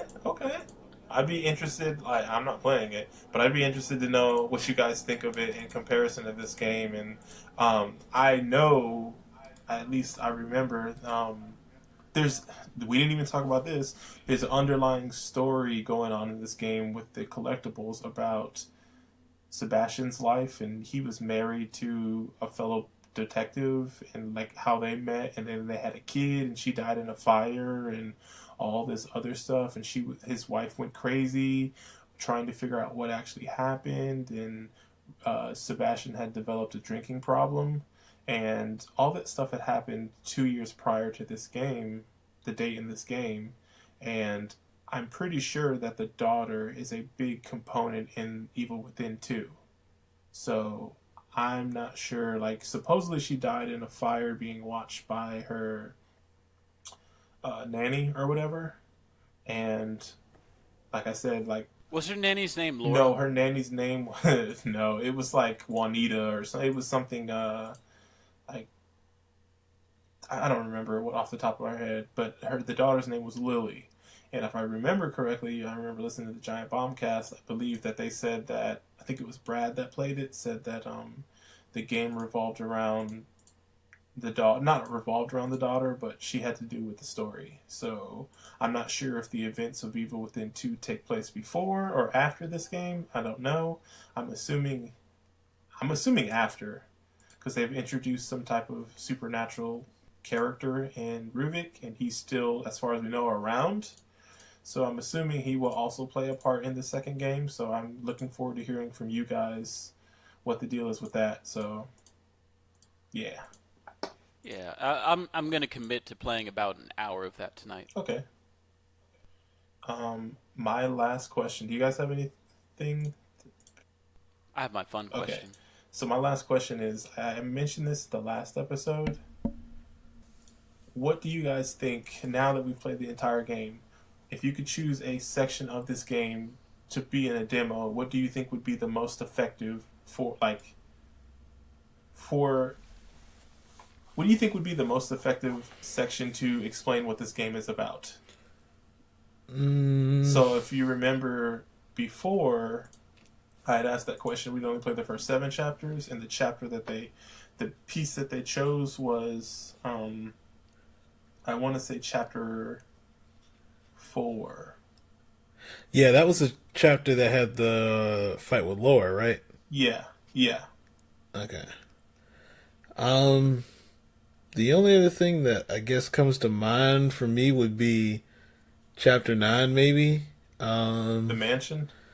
Yeah, just because I felt like that's a pretty good, like, well, I guess I don't know if that necessarily. That's false advertisement. I think it's false advertising. A little, yeah, a little bit, right? That's what I was, because it's like that's not how the whole game goes, but it is a cool sequence, and it kind of pulls at the strings of like people who are looking for that type of game. So I don't know. It might be a little disingenuous, but I mean, I think it would be a cool demo. If I was selling the game to Resident Evil, like classic Resident Evil fans, I would go with Chapter 9. If I was trying to sell it to the mass market, I'd probably do like The Gears of War chapter. Yeah, pretty much. If I was trying to do an accurate representation of the game, it would probably be Chapter 10. Accurate. Because that has a little bit of everything, I feel like. All right, what about you, Trevor? Well, I wish it was more like the first 2 or 3 chapters, but that wouldn't be accurate at all because the game completely shifts. Like in the Once you second get half. Weapons. Yeah. I would probably have to go with chapter 10 too, because just by the way, the guy in the video plays it, it's like he utilizes his arsenal a lot more in chapter 10. I think that's the one where you're fighting the guy in the it's the claw dudes. Parking garage. Yeah, at the very end. Yeah. Let me tell you guys the real answer. It's chapter 13. It's the one where you're in the city, you're with Joseph, and you guys get split up. There's all those traps. You deal with the keepers. There's the trap kitchen. You fight the keepers in the freezer locker. And then you get to see that really abstract, nonsensical, like, the craziness that happens on the playground with Leslie and Kidman and Joseph. And, like, I feel like that, like, perfectly encapsulates everything in this game. Because you're, like, it has the creepy atmosphere, but there's also, like, that sense of wonder with the way the city is being changed and everything, too. So that's the one for me. It's a good choice. All right. Well, that's all I have question-wise. What you got, Dante? All right, so there was a thread that I saw on a forum I go to, and essentially they were saying, where would you hate staying more, Raccoon City or Silent Hill from Silent Hill? So I'm going to take that question and twist it a little bit. What is the video game city or video game you'd least like to be placed in? Video game world. I have so many different answers. Like, if it was a game that we played, off the top, I would not want to live in the world of BioShock Infinite because I'd be a worker. Oh boy. Oh boy. You know, and they would be like, "Hey, we need some people working on our Sky City. Hey, he's dark enough." So yeah, that wouldn't be fun. I don't know how I would deal as a Vox Populi, you know? Oh, that's pretty bad. Does it have to be something that we've played, or No. or a horror game or anything in particular? It can be anything. I don't know, man. That's hard. Man. the first thing There's that a comes lot to of mind- really bad post-apocalyptic. Like I'm thinking of Fallout and stuff like that. Yeah. Also, I just think like even something like Grand Theft Auto, like man, anything can happen. Like somebody could take my car at any minute, or Could just be you're walking down the street, somebody just runs over you. Exactly, man. Marcus, you a buster.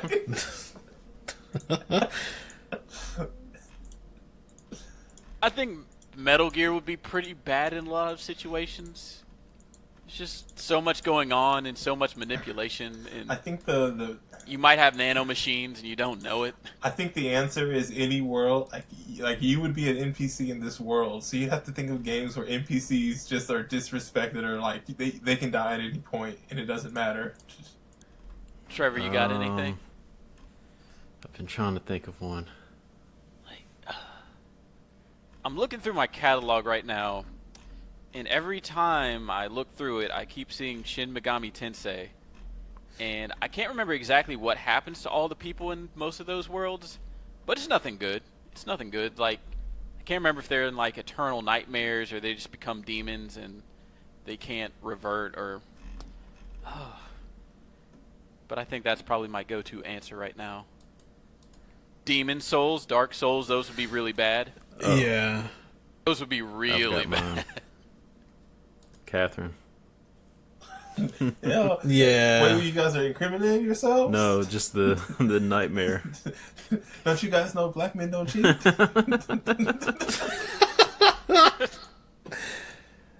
Oh god. Trevor, I thought you don't even go. I thought you don't go to bars, Trevor. I don't. That's why it'd be a nightmare.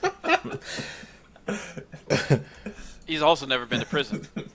Yep. Oh yeah, Chronicles of Riddick, Trevor. Can't go to Riddick. Yeah, I think I'm gonna have to revise mine to like the Dark Souls series, just because you die, you get reawakened as an undead, and then you have to do it again, pretty much for eternity. Did Greg say? The only thing I can think of, I guess, because a lot of answers somebody already took, but I would say like Silent Hill. Like I wouldn't want to be like stuck in that. I'm just thinking of just how foggy it is, and just, or even like. Have you played Silent Hill?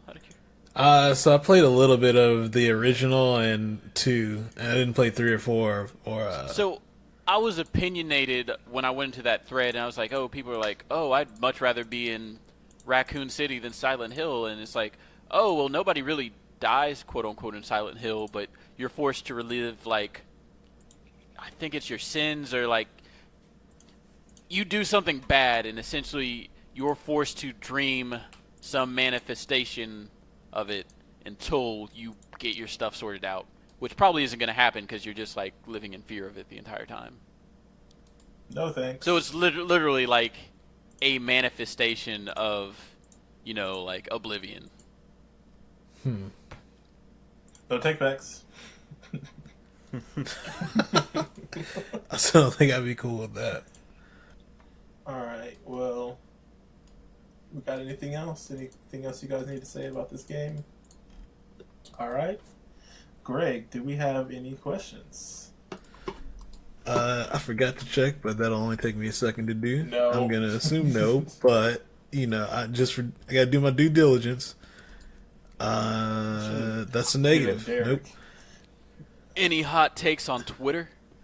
No, not yet. But you know, you guys can reach us on Twitter. It is mcheckpoint. Is it checkpoints or checkpoints? Or checkpoint? No, it's checkpoints. There we go. Yeah, it's plural. Okay. Bam. All right, you guys can hit us up at mcheckpoints on Twitter. And actually, I probably will start tweeting from that a little bit more because it's been a little dry lately. So Yeah, we need to. but yeah, follow us there. If you want to submit any feedback or talk about the show, you can hit us up there or on Facebook at facebook.com/smithscheckpoints. Yes. So. And where can people find you at? I'll be around. You guys can hit me up on Twitter at Boombox Hero. On Facebook is the same, Boombox Hero, and on Twitch at twitch.tv/xdrdmagnegro, X, and mostly playing Street Fighter, but I've been streaming a few other things. I played Evil Within this past week. I play DJ Max Respect a lot, which is a rhythm game, so I probably stream that a lot more now. So, but yeah, you guys can follow me there too. Word, they got the controller out for that? No, I'm actually just playing on pad. So I mean that's but it's fun though. I'll have to look into it. Alright, where can people find you at, Trevor? You can find me online at Lyric Unsung. I'll probably be streaming Red Dead Redemption 2. If I can get around to playing it, that is. Gonna get around those horse balls? Man, I heard people were driving like all the way across the country just to see the weather change and to see the ball shrink. Ball physics. Alright, that's... Best ball physics. Where can people find you at, Dante? People can find me at twitch.tv/awakencloud. I'm I'm probably 3 hours into Shadow of the Tomb Raider right now. And after that, I'll probably be streaming Mega Man 11. And you can also find me at the voting booth in, about a week and a half. Everybody go vote. Yeah, I voted yesterday. I did early voting yesterday. So that was fun. My dude. Well, you guys can find me on the internet, Potato Salad on Twitter and Facebook. I will be playing. I'm going to try to play a bunch of video games. I'm going to be gone for most of November, so I got to get the games in early. So I'm going to be joining Dante and playing Mega Man 11. I've already started. I got some things to say about that game. And we are going to be playing Detroit as well. That's Trevor's game, right? Yep. All right, cool. So I'm